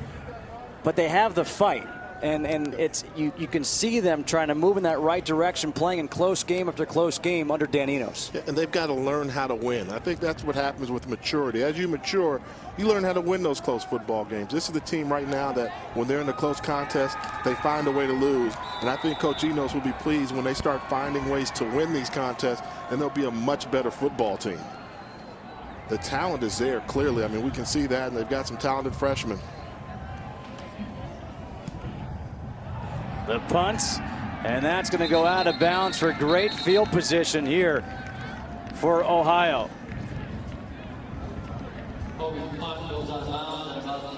A 24-yard punt. It'll be Ohio ball at the 36-yard line of Central Michigan. And we talk about the youth of this Central Michigan team. Conversely, you look at Ohio and what this game means to them. A win here gives them more of a cushion to try to get to that MAC championship game after they beat Temple last week. Temple with a big win over Miami last night, but now is a chance for a veteran team to try to put away this young team. And on first down, the handoff to Bo Blankenship up the middle, and Blankenship gets across the 30, picks up 6. And with the Central Michigan defense continuing to be on the football field, now you're starting to see the offensive line for Ohio really take over and dominate this football game. It's Blankenship again, and he gets stood up. Mike Petrucci, who missed 3 weeks with a knee injury. You see the initial surge by the offensive line, and once the linebacker's there, you meet him in the hole, you stand him up, and you drive him backwards. Good job by Mike Petrucci having a decent football game tonight in his comeback. 4 tackles, including a pressure and a quarterback sack tonight. 3rd and 1 coming up. Tyler Tettleton changing up the plays. You've got Brazil one-on-one with the safety if they can get the ball to him for a big play. Little pitch and a first down for Bo Blankenship. 4 yards on 3rd and 1. Jaleel Adai now with 11 tackles in the game. This is a different play. Watch Tettleton just turn around, just pitch it to him. And then he goes to look for somebody to hit as well. And that's just a speed option where they're making a decision right away to give the ball to Blankenship running downhill to pick up the first down.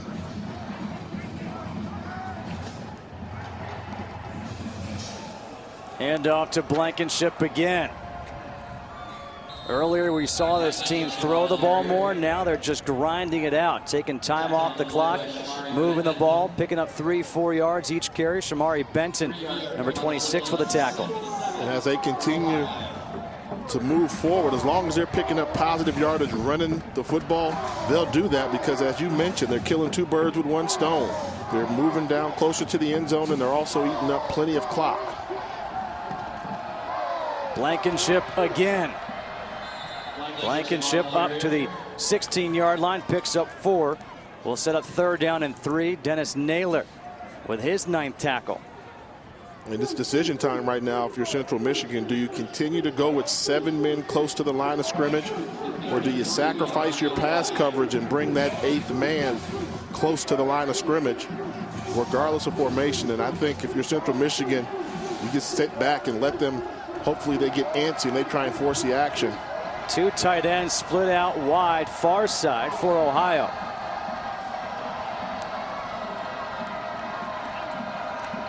It's the handoff to Blankenship, trying to get that first down. Going to be very, very close. Shamari Benton, number 26, with another tackle. And you saw Ohio try to flex out Central Michigan by formation to make them spread, but they weren't budging. You see these two guys right here? That's called keeping them in the box in the gray area, saying we're not going to move them out so you can just run the football. They were committed to stopping the run, and it seems as if they were rewarded by forcing the Bobcats to attempt the field goal. 4th and 1. Now Matt Weller on for a 32-yard field goal attempt, trying to take the points here.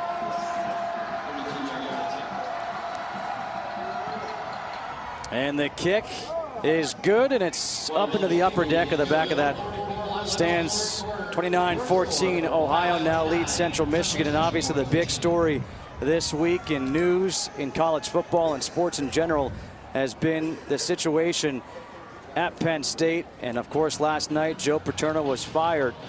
So we spoke earlier today with Frank Zolich and what he thought about Joe Paterno and his legacy. I know this about Joe. He graduates his athletes. He's had a tremendous number of wins.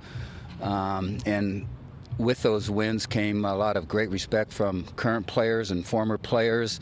He's been extremely loyal to Penn State. And obviously, in return for him being there as many years as he has, there was some loyalty on their end. And he's given back to Penn State in a number of ways. You know, that's the Joe Paterno I know of. Those two coached against each other in the Big Ten when Zolich was at Nebraska, and of course Joe Paterno at Penn State at 29-14. Ohio leading Central Michigan with 1:44 to go, and that story has obviously been the focus of every, well, Sports Center has dedicated hours among hours to this. Every news station has. A kick taken at the 10 by Harris, and Harris spins around to the 27-yard line. And of course, we've heard from so many other people, Jay Walker. I want to hear from you about what you think Joe Paterno's legacy will be. And before we even say that, let's preface this. The depressing matter in all of this are the victims, the alleged victims in this case. But we are talking now about Joe Paterno and a guy who's coached here for 46 years at Penn State. What do you think will be his legacy? I follow on what Coach Zolich said. I mean, obviously the loyalty to Penn State University, never leaving the university when he had opportunities abound throughout the country. The pass is intercepted. Travis Carey off the tip ball.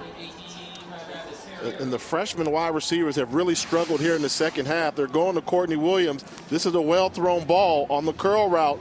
Gets his head around, just doesn't make the catch. And we're starting to see the freshmen look like freshmen here in the second half. 2 balls that have been tipped off the fingertips, forced interceptions. So going back to Joe Paterno. I mean, you know, and it's sad. I mean, it really is sad. It's a sad situation, you know.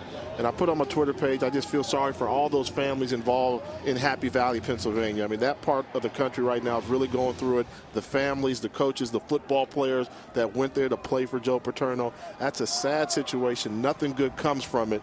And you just hope that healing can take place. Tettleton fakes the run, now throws. Incomplete, was looking for Brazil. You know, I think a lot of people the last couple of days when talking about Joe Paterno, they have said that this will be his legacy. And in the world that we live in today with the 24-hour news cycle and stories being hot, I think people may rush to some judgment. And if you let time go by and everyone's emotions are so high because everything is so fresh and raw. The handoff here to Ryan Boykin. And Boykin takes it up to the 41-yard line, picks up 4. You let time kind of go by, and 6 months, a year, 2 years down the road, I really do believe that people will remember Joe Paterno for the 46 years that he gave to Penn State as a head coach, for the 409 victories, and for graduating all those players and helping them become men. But people will also remember this scandal and the role that he played in it. I think they will. That's just human nature to do that, and there's no getting around that. Tettleton across the middle, incomplete, was looking for Brazil. I think the part that's really through it all, the most disappointing part to me was probably the insensitivity of the college students at Penn State. You know, I understand you're upset that your football coach was fired and you didn't agree with that, but there are some families out there that are really going through a lot of drama and a lot of stress right now, and to see that type of reaction, I don't think the sensitivity for the families was put in place by the students of Penn State University. We are playing football here in Central Michigan. Paul Hershey, a high punt with Myler back, and that ball will be downed at the 6-yard line. It's Travis Carey on special teams. The big weekend coming up here on ESPNU, both football and basketball. On Friday, it's basketball. Columbia against number 4 UConn. Belmont against number 6 Duke. Mike Krzyzewski going for win number 901. Then on Saturday, it starts at noon with Wake Forest at Clemson. Then Coach K, a chance potentially for number 902 to tie Bob Knight. And that's 7 Eastern, Western Kentucky against LSU. 36 seconds to go here in the third quarter. Central Michigan down 29-14. Radcliffe, the quick pass comes near side. Complete to Jason Wilson, but Travis Carey was right there for the tackle, a pickup of just 1.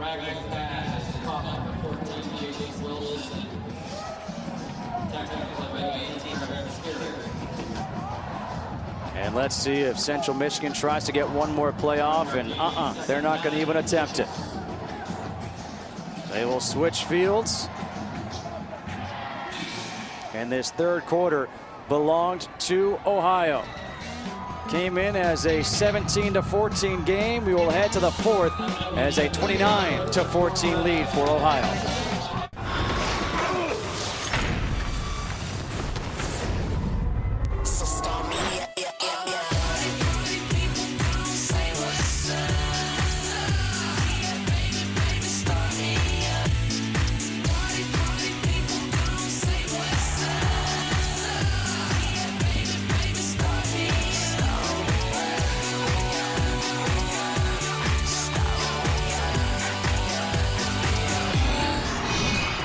They can laugh at that right now because Ohio leads 29-14. Tyler Tettleton, 250 total yards, 3 touchdowns on the night. Radcliffe, 2 touchdowns in the air. And that freshman, Courtney Williams, he's got another touchdown.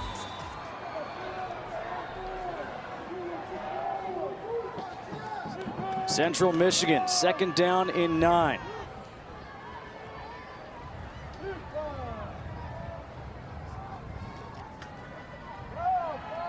Radcliffe has a man wide open, completes it to Courtney Williams.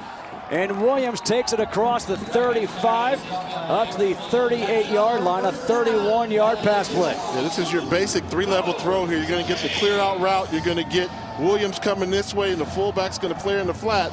Ball's coming to this part of the field here. Good execution the way they drew it up. Good throw by Radcliffe, throwing the ball to the soft spot of the defense for the big completion.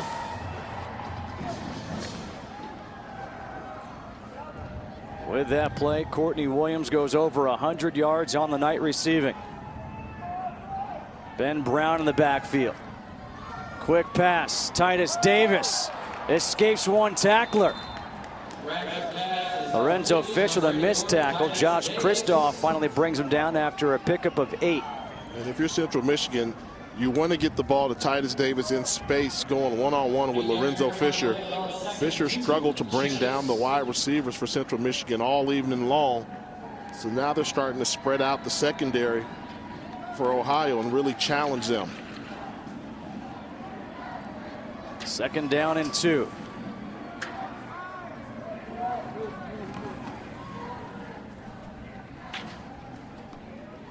Handoff to Brown up the middle. Let's see where they give forward progress here. It's very close to that marker. Tremaine Scott able to stand him up. It looks like he's going to be just shy. 3rd down coming up.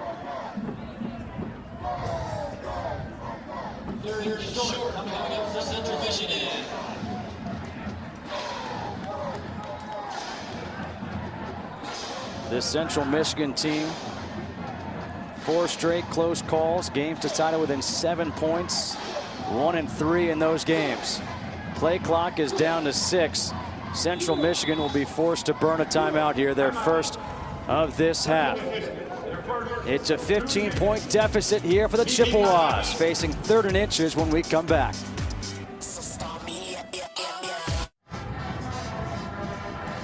Third and inches coming up here for Central Michigan. Jay Walker, what do you run here? You've got to get the first down. So I think you've got to do power football. Clearly 4-down territory at this point in the game. You've got the ball in the middle of the field. Go ahead and give it to your big running back, Anthony Garland, the freshman, and tell him not to slow down. Or go with Zerlon Tipton, but go with one of your bigger running backs and move forward. Ratcliffe, the quarterback sneak, gets that push from Tipton, and that push may have gotten the first down.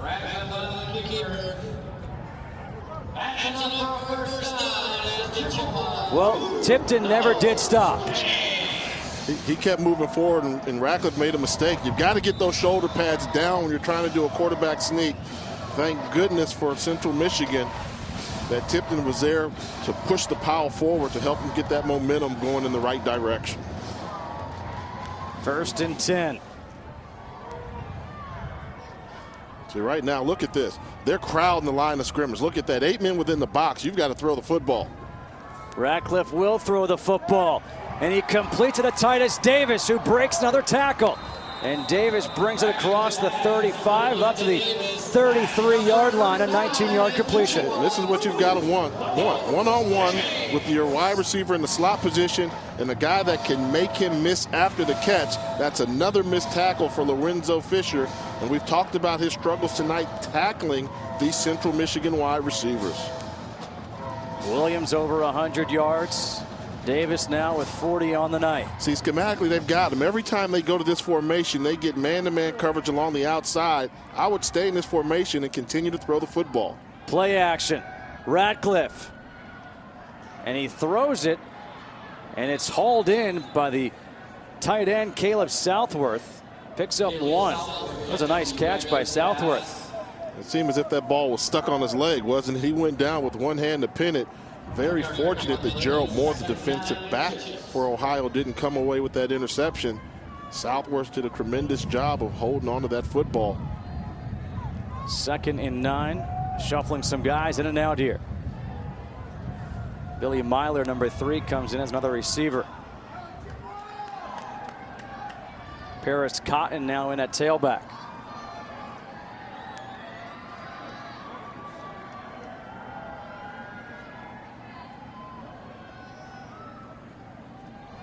Pass is short.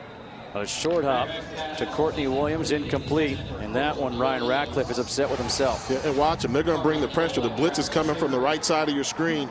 He knows he has to get rid of the football, but you've got to step into that throw so you can get the ball to your wide receiver in space, and he can make a play for you. They had the short hot route called, but Ratcliffe just did not deliver a catchable ball. 3rd and 9. And you know what happens when a team blitzes you and they bring pressure and your quarterback looks shaky? They do it again. Yeah. So don't be surprised if they bring some more pressure. Here it comes. They pick it up this time. Ratcliffe lofts it for Williams, and he has it tackled just shy of the goal line at the 1. A little premature cannon shot here. How special is Courtney Williams? One-on-one matchup down here at the bottom. It's Williams versus Travis Carey, and you're going to see him just get the outside release, turn on the speed, outrun it, and what a perfectly thrown ball by Ryan Ratcliffe. Carries that ball all the way down to the 1-yard line, and what I like, leave his feet, catch the ball at his highest point. See, so often a young receiver will let that ball come to him, and Carey would have been able to get back into the play, but because he jumped and elevated and got the ball at his highest point, he was able to come down with the big grab. Courtney Williams, though, down injured in the end zone. 6 catches, 133 yards, and a touchdown.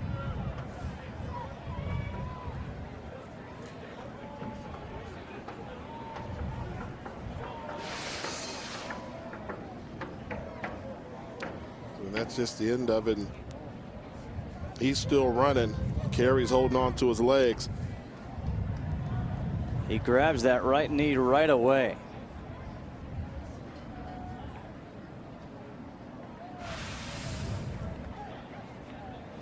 Courtney Williams, the freshman from Melvindale, Michigan, 6'1", 205. Again, we talked about the fact that he came down with mono in August, so he missed the first couple of weeks. He was on the scout team, and the defensive coaches said, "Coach, we can't stop this guy. We got to play him." And his first play as a collegiate football player, a 79-yard touchdown catch. His second catch was a 23-yard touchdown catch, and now he's getting helped off the field, now putting any weight on that right leg. That's tough. You just hope that it's something minor. Talk about a football player with tremendous upside. As you mentioned, his first start of the season wasn't until week 6 of the college football season, and ever since he's been in the lineup, he's been a tremendous impact player for this Chippewa offense, and they cannot afford to be without his services. First and goal from the 1 here for Central Michigan.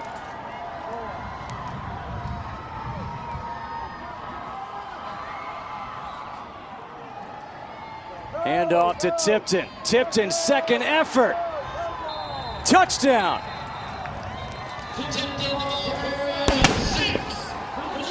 Now they can fire the cannon.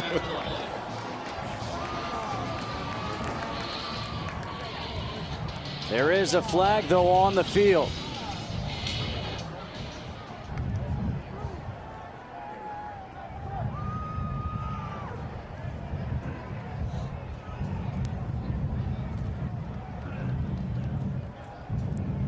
The guys firing the cannon are hoping this is not coming back.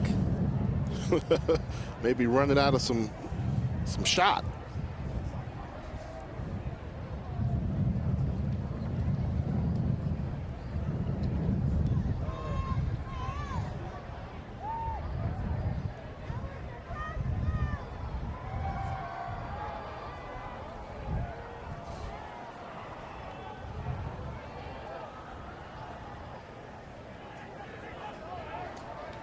No, it's a personal foul. Was it after the score? Following the play, dead ball personal foul. Number 65 offense. The foul will be enforced on the kickoff. The result of the play was a touchdown, which stands. That's Darren Keaton, the center.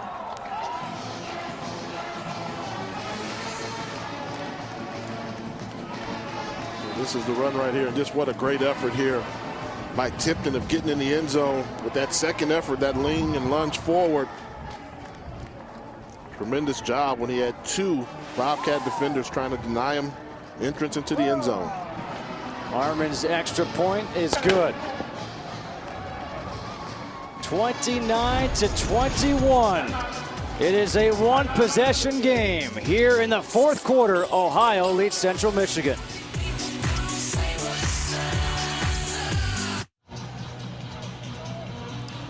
Coach Dan Enos hot during the break about that flag that was thrown for the personal foul, which can prove to be significant. Yeah, you be the judge. Here goes Keaton right there, number 65. Follow him throughout the play after the score in the end zone. He's around there, going over there. You know, this is what they're going to see the flag come up. There's no penalty right now, but as you run it, you see that there, then another push is there. And is that enough to warrant a 15-yard penalty on the kickoff? And that's what's got Coach Enos very fired up. Well, now they have to kick off from the 15-yard line. Let's see how much David Harmon can get into this one on a very cold night here in Mount Pleasant, Michigan.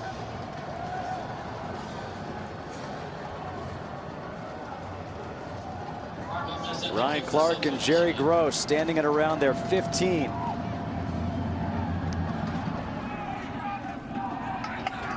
It's taken by Clark. Clark up the middle of the field. Gets it up to the 45-yard line, so good field position here for Ohio. Saturday night, the ESPN networks feature 3 top 10 ranked teams from the SEC in action. First on ESPN2 at 6 p.m. Eastern, it's Tennessee against number 8 Arkansas. Then at 7 right here on ESPNU, number 1 LSU host Western Kentucky. And finally on ESPN at 7:45 Eastern, number 3 Alabama visits Mississippi State. All 3 games also streaming live on WatchESPN.com. and the Watch ESPN app. College football lives here. And there's a player down on the field. It's number 80, Brian Albrecht for Ohio.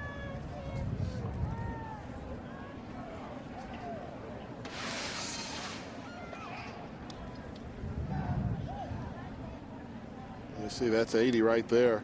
He gets run up on. Is that knee on knee? It looks like the knee, or was it stepped on his ankle? Oh, yeah, he was planted. That knee got twisted around.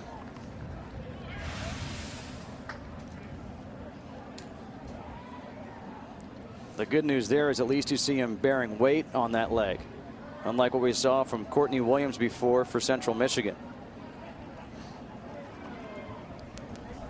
Tyler Tettleton and Ohio take the field, leading by 8 with 10:50 to go in the fourth quarter.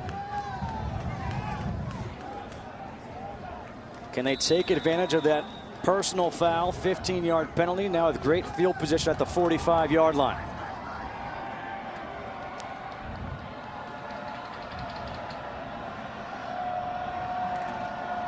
Play action.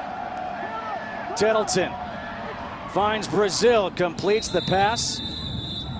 Brazil, as it's marked down now at the 37-yard line, 18-yard completion. A good pocket here set up with plenty of time for Tettleton. No pass rush whatsoever. Able to locate Brazil's target, make the pass for the first down. Handoff, Blankenship. And Blankenship takes it up to the 33, a pickup of 4. We mentioned it before. The last 4 games for Central Michigan all have been close. They are 1-3 in those close games. Their only win coming against Akron when they won 23-22. They lost last week 24-21, missing a field goal on the final play. Handoff again to Blankenship, spins, falls forward, and falls very close to that first down marker. And they're getting down to this part of the field where they're going to start forcing the action at the line of scrimmage. Blankenship just doing a good job of keeping his legs churning, good balance in small space to almost pick up the first down. 3rd and just about 1. Ohio is over 200 yards on the ground. That is the 7th time this season. They are 5-1 in games they go over 200.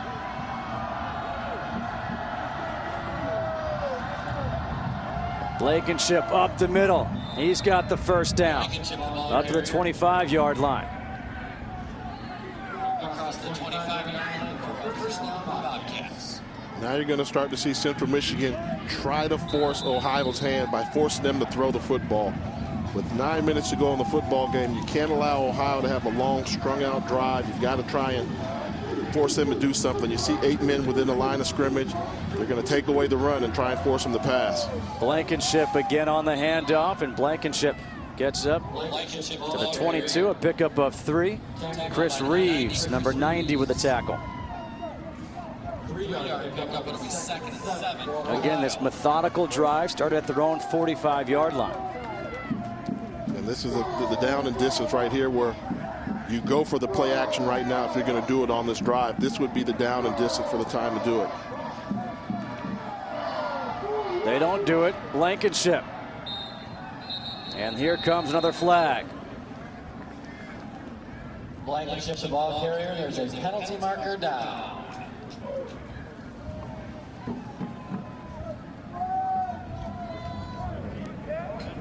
Personal foul. Defense. Illegal face mask. Number 33 is the defense. Half the distance to the goal. First down. 33 at the end of the run.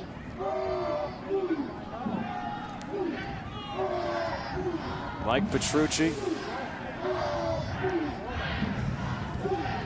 They'll march off half the distance. It'll be 1st and goal from the 9. Another red zone opportunity here for Ohio. Both teams just about even on the penalty yards.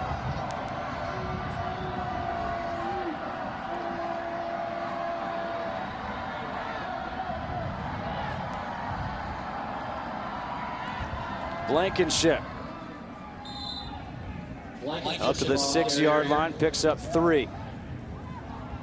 It's amazing when you think about what this Ohio team is doing here tonight. Dante Harden last week, 322 all-purpose yards, a school record. He's the MAC East Offensive Player of the Week.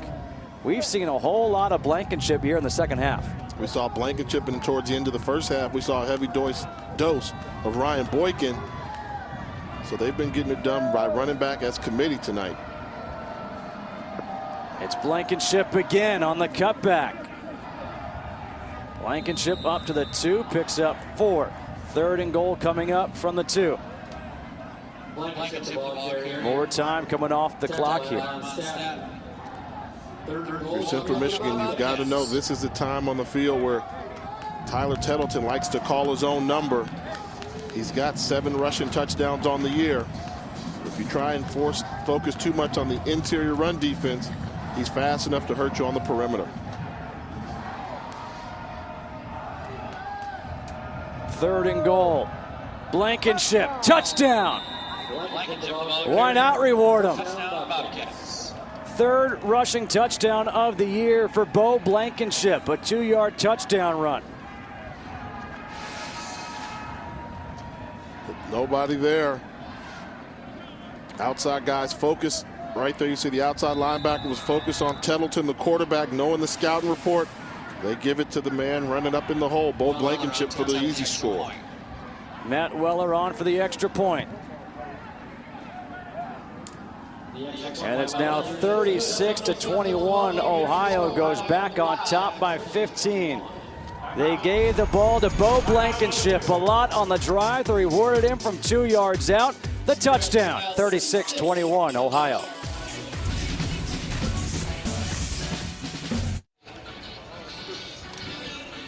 (36-21) Ohio leads after a good drive. Bo Blankenship on that last drive, 8 runs on the drive. 1 of 4, 1 of 5, 1 of 3, 3, 4, 3, 4, and then finally 2.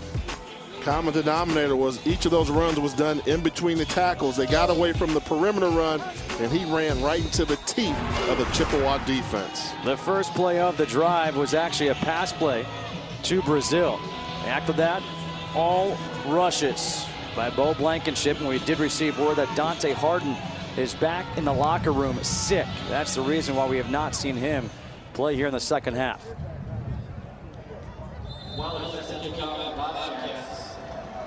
Matt Weller to kick off here for Ohio. Jason Wilson and Jerry Harris are back. Harris from the 10. And Harris, forward progress.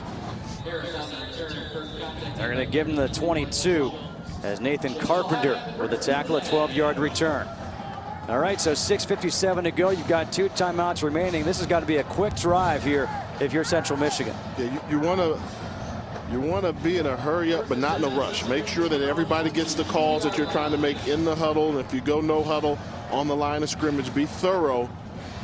Not time to panic, but you definitely need to get a nice drive going. You need to score, and you can't take too much time off the clock.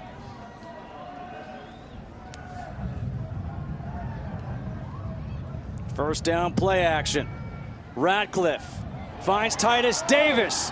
Davis down the sideline, stays in bounds. And he's going to be marked down at the 40, stepped out there. Travis Carey is down on the ground for Ohio, a 38-yard pass play to Davis. And Carey has struggled to tackle these wide receivers all night long. Another gutsy throw there by Ryan Radcliffe on the outside divider, and Titus Davis showing what he can do after the catch there. You'll see him get to going on the sideline, that close to keeping his balance and making that a touchdown throw and catch.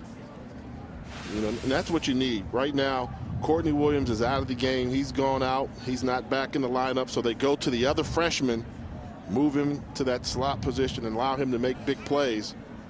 And Titus Davis is stepping up, rising to the occasion. Travis Carey, the player down right now for Ohio. You mentioned Courtney Williams out of the game. who has been the big play receiver in this game for Central Michigan. They're playing without Cody Wilson, who's really their #1 wide receiver. So now you take Wilson out, you take Williams out, and now Titus Davis has to be your go-to guy. There is Courtney Williams on the sideline, all bundled up. A big night tonight as a true freshman. Maybe one of the tight ends steps up. A guy like David Blackburn has just 1 catch on the evening. And I believe Blackburn's in the locker room as well. We haven't seen him at all. Been looking for him ever since the first quarter. Been a very physical game, and teams now operating without some of their best weapons. It's almost last man standing. Travis Carey still on the field. 3 tackles and interception on the evening.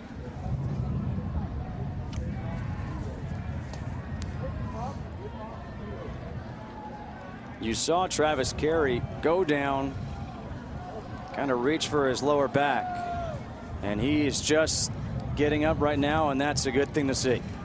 Now, this is the funny thing. You look at his jersey, it looks like he's wearing number 10 from the back, right? Yeah. From the side, it says 18. From the front, it says 18. It does say 10 on the back. Is that rolled up or taped or no? And if it's taped, is that even legal? That's a wardrobe malfunction if I've ever seen one. He's got that taped. He's got it folded over his pads right there. Travis, we hope you get back on the field. You're okay, but we do not appreciate you trying to trick us.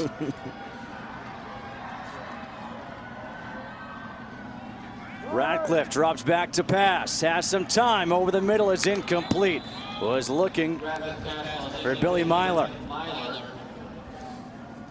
And the tough thing for Central Michigan right now is they don't have the ability to really stretch that defense as if Courtney Williams is in the game. So when you've got Titus Davis on one side, Ohio rolled the coverage over there, put 1 man underneath, 1 over the top, and then they played man-to-man deep coverage across the rest of the field, and there are just no threats right now for Central Michigan with David Blackburn out and Courtney Williams out and Cody Wilson out.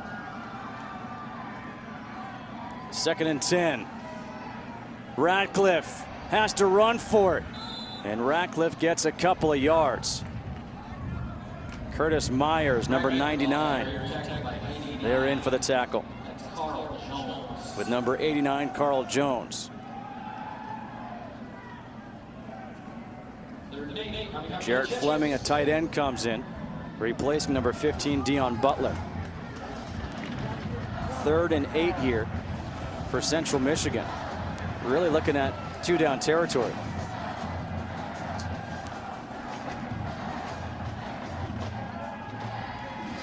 Radcliffe over the middle, finds his tailback, Ben Brown. And Brown, with that second effort, has enough for the first down. Ben Brown, another freshman. And what a great job by Radcliffe of not being afraid to go underneath the coverage, and then Brown realizing he does not have enough yardage for the first down, keeps going, will not be denied. First down, Chippewas.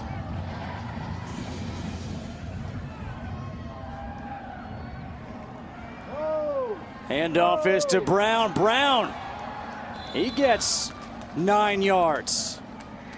Tackled by Gerald Moore, the 8th of the game for number 13, Gerald Moore. And Brown showing he's got that will to keep it going, keeps the legs churning. You need somebody to step up when you've got an injured player that goes down. Who's going to rise to the occasion? And Ben Brown is finding a way to get it done. Indications are that Courtney Williams is done for the game with a twisted knee. 2nd and 1. Brown up the middle, another first down. To the 16-yard line, a 4-yard run. Jelani Wosley tackles him. Red zone opportunity here for Central Michigan. And this is when I would be stepping on the gas pedal right now. After you get the first down, you know the clock's going to stop for a little while. Get that play called. Don't allow too many more seconds to click off the clock, because you don't know how long it's going to take you to get into the end zone. Play action. Radcliffe, touchdown, Titus Davis.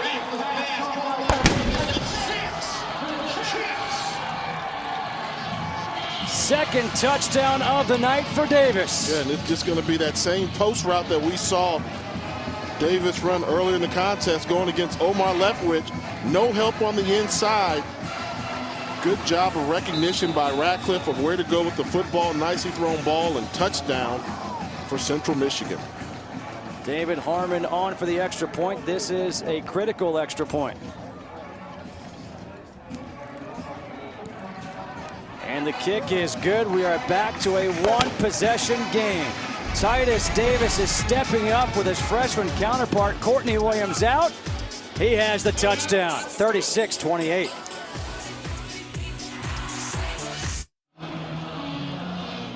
We've talked so much about the high-scoring games here in the MAC. This one's a 36-28 game, but it's a close one. There have been a lot of close games here in the MAC as well, especially of late. Last week, Central Michigan taking on Kent State. David Harmon had made 10 for his last 10, a chance to tie the game, and he pulls it.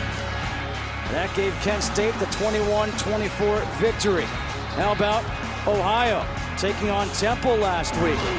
Trailing late in the fourth quarter. A touchdown by Dante Foster. And that would give them a 35-31 victory. And now it's David Harmon on to kick off. And this is one of those where you need your special teams to step up. Try to get a deep kick and good coverage. No penalties either.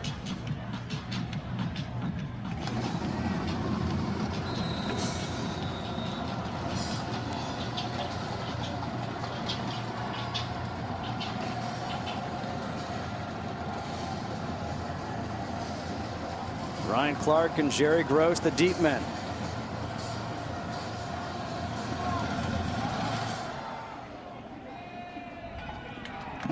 Clark from the 15. And Clark will get bottled up as he crosses the 20 up to the 22, a 7-yard return. And this was last week, Ohio. How about the scramble there by Tettleton, finding Dante Foster in the end zone. 35-31, they get the victory, and they love wearing those black uniforms. What do you know? We've got another close one here, an 8-point game, a one-possession game. 4:31 to go. 2 timeouts remaining for Central Michigan. And let's see what the strategy is here for Ohio. Last drive, 1 pass, 8 runs, 56 carries, 224 yards on the night. Again, they are 5-1 this year in games they have rushed for over 200 yards. 56 rushing attempts tonight. You got to think they're going to run the football until Central Michigan can show them they can stop it. A little toss to Brazil. Brazil turns the corner. He gets knocked offline and out of bounds, but not before he picks up the first down. Lorenzo White able to push him out. And that's one of the little things. You know, you never want to handcuff an athlete. You want them to get as much yardage as possible, but you've got to know here, hey, we're trying to run out the clock a little bit. After you get the first down, stay in bounds, go down so you can keep the clock running. They picked up the first down, and he stepped out of bounds. Yeah, that's one of those where if you're Central Michigan, you don't mind. Well, the clock is running. Maybe you do mind. The handoff to Boykin.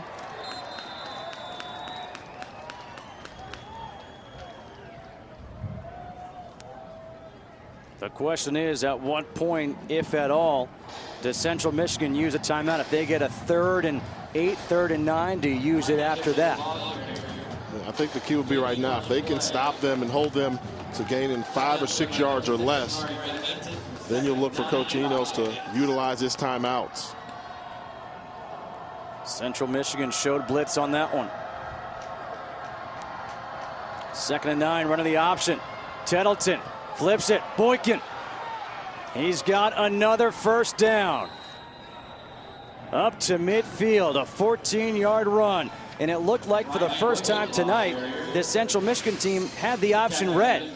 They did, but watch Jordan Thompson and White get off to the second level, hold on to his man. They've got the option, but he gets that last little push block to seal the gap, allowing Boykin to run for the first down. If he doesn't follow through with that block, then that's going to be a tackle for a loss, but he gets that extra push to seal the corner and allowing Boykin to pick up the first down. Huge play. Armand Staton was way offside, so they snapped the ball. They had the flag. Handoff to Boykin again. Boykin will pick up a couple of yards. Chris Reeves there on the tackle. And now you've got to start using those timeouts. I Yeah. think if you're Central Michigan, 2 minutes, 40 seconds left. How about that number here for Ohio? 60 rushing attempts in this game. Wow, they hold them to a 1-yard gain and they don't use the timeout. Guess they're trying to see if they can do it on consecutive plays. But that's a lot of time coming off the clock.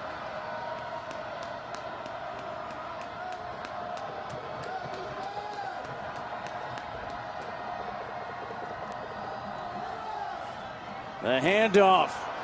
Blankenship down the sideline. Touchdown. Bo Blankenship, ball carrier. Touchdown, Ohio. 48-yard run by Bo Blankenship. They get a hat on a hat and they try to get an arm tackle. You'll see the lane in which Blankenship is just going to accelerate through. Missed tackle there by Dennis Naylor. Another missed tackle on the perimeter by a secondary defender for Central Michigan. And this one may be too much to overcome. Weller, the extra point is good. Blankenship had the 2-yard touchdown last drive. Now a 48-yard touchdown run on this one. Yeah, they've got him bottled in. See, this is the wide receiver. They leave Naylor unblocked. That's an open field tackle that he's got to make. 43-28. Up over 100 yards on the night with that 48-yard touchdown run. This Ohio team. This is a good job. See, watch this wide receiver here. He's going in here looking for a linebacker, leaving Dennis Naylor one-on-one to make a tackle. They take their chances on a cornerback missing the tackle, and he does by him missing that tackle. Schematically, if you're Ohio, that's how you draw up the play. You'd rather make the cornerback make the tackle than you would a safety or a linebacker. Good job of execution and a great job by Blankenship of making Dennis Naylor miss the tackle to give the Bobcats a bigger lead. And a great job by the other running backs and Ryan Boykin and Bo Blankenship picking up for Dante Harden, who is in the locker room sick right now. But this Ohio team, 6-3, bowl eligible for the 4th year in the last 5 years. They had the 3rd ranked total offense in the MAC, averaging just over 450 yards per game. Jerry Harris from the 10. And Harris gets hit just as he approaches the 20-yard line. He'll be marked down at the 19.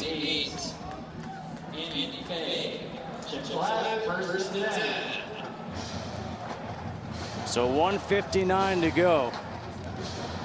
Titus Davis, a couple of touchdowns on the evening and the touchdown the last drive. But this Central Michigan team will need a quick strike. Davis looking to become the second 100-yard receiver in this game for Central Michigan, joining his classmate Courtney Williams. Radcliffe over the middle, completes the pass to Myler. And Myler takes it up to the 45-yard line.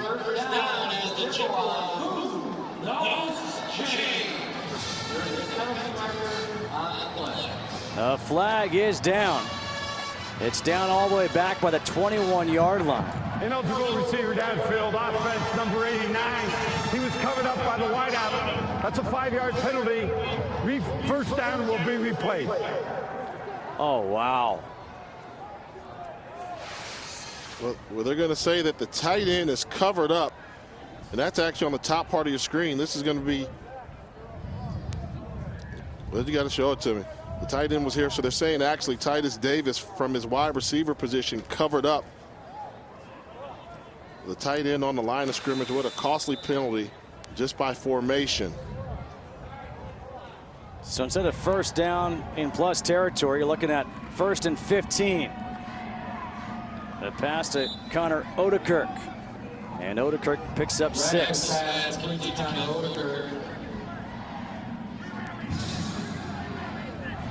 down coming up in pitches.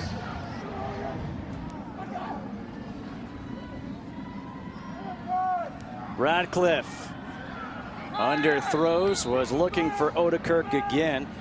There on defense was Gerald Moore. And right now, the Ohio defense has taken away the seam route, which Milner was able to take advantage of on that big gain that was negated by the penalty. So when a team does that, then you've got to do some type of clear out route. They're just not going to allow you to go up the seams schematically.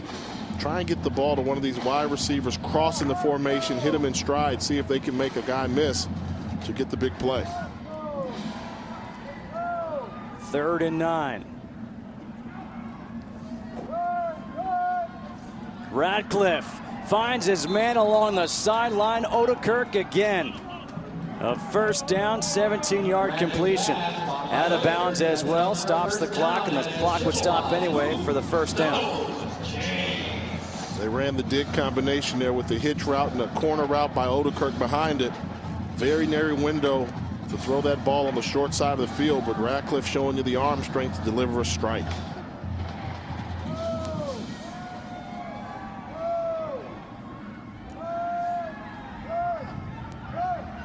Radcliffe over the middle. Pass is caught by Titus Davis. Another first down up to the 47 of Ohio. Noah Keller there with his fit tackle. Good job by Radcliffe. He's finding the weaknesses in this zone. It's about that part of the field where you may look for Ohio to change up their coverage and bring pressure. Taking the shot down the field, going up to almost intercept it was Omar Leftwich. Titus Davis, the intended receiver. This is one that Leftwich has to have. You make this interception, the game's over. Right there in the breadbasket. Maybe that's why he plays defensive back. Wide receiver that can't catch. That's one you've got to come up with. You can end the ball game right there. Under a minute to play here in the 4th quarter. Ohio looking to improve to 4-2 in the MAC, 7-3 overall. Central Michigan looking at 3-8 if they lose this. Radcliffe nearly picked off again, this time by Mose Denton.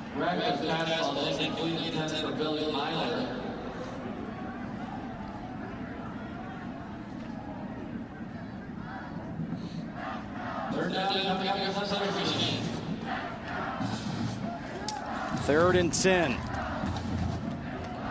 Titus Davis comes off the field for Central Michigan. He may need a breather. So now they're really operating with limited personnel.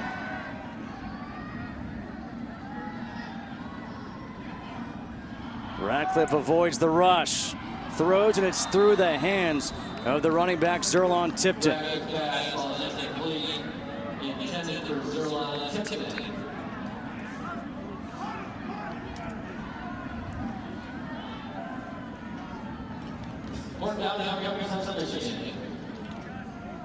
Could be the final play for Central Michigan in this game. 4th and 10. Got to be impressed with the fight that we've seen from the Chippewas here. They've never given up, and just when you thought the game was getting away from them, they found a way to claw their way back into it. But now it all comes down to this, 4th and 10, if they can keep the game close. Radcliffe over the middle, incomplete, looking for Billy Myler. And that will do it, as Ohio will be able to take a knee.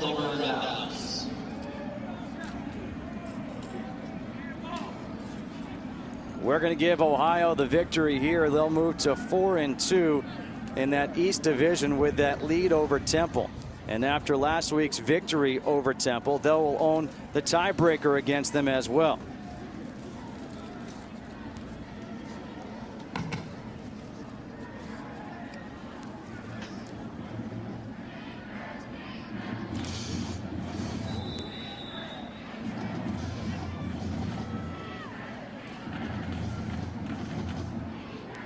Tyler Tettleton. The handoff to Blankenship. The two leading teams in that East, Ohio and Temple.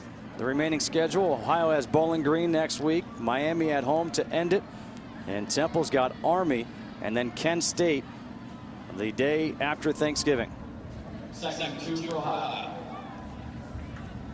You're Coach Frank Solich. At this part of the season, you want to be able to control your own destiny. They come in here on the road and get a victory versus an improving Central Michigan team that showed plenty of fight. But the Bobcats are still in first place in the MAC East Division. Frank Solich, he was 0-4 against Central Michigan. Guess what? He's no longer without a loss. He's without a win. He's now got a victory. He's 1-4. And for Central Michigan, the future's bright. Young, talented players, and Frank Solich, his team is bowl eligible once again, but I don't think they want to settle for that. They want a MAC championship. Once again, our final score: Ohio 43, Central Michigan 28.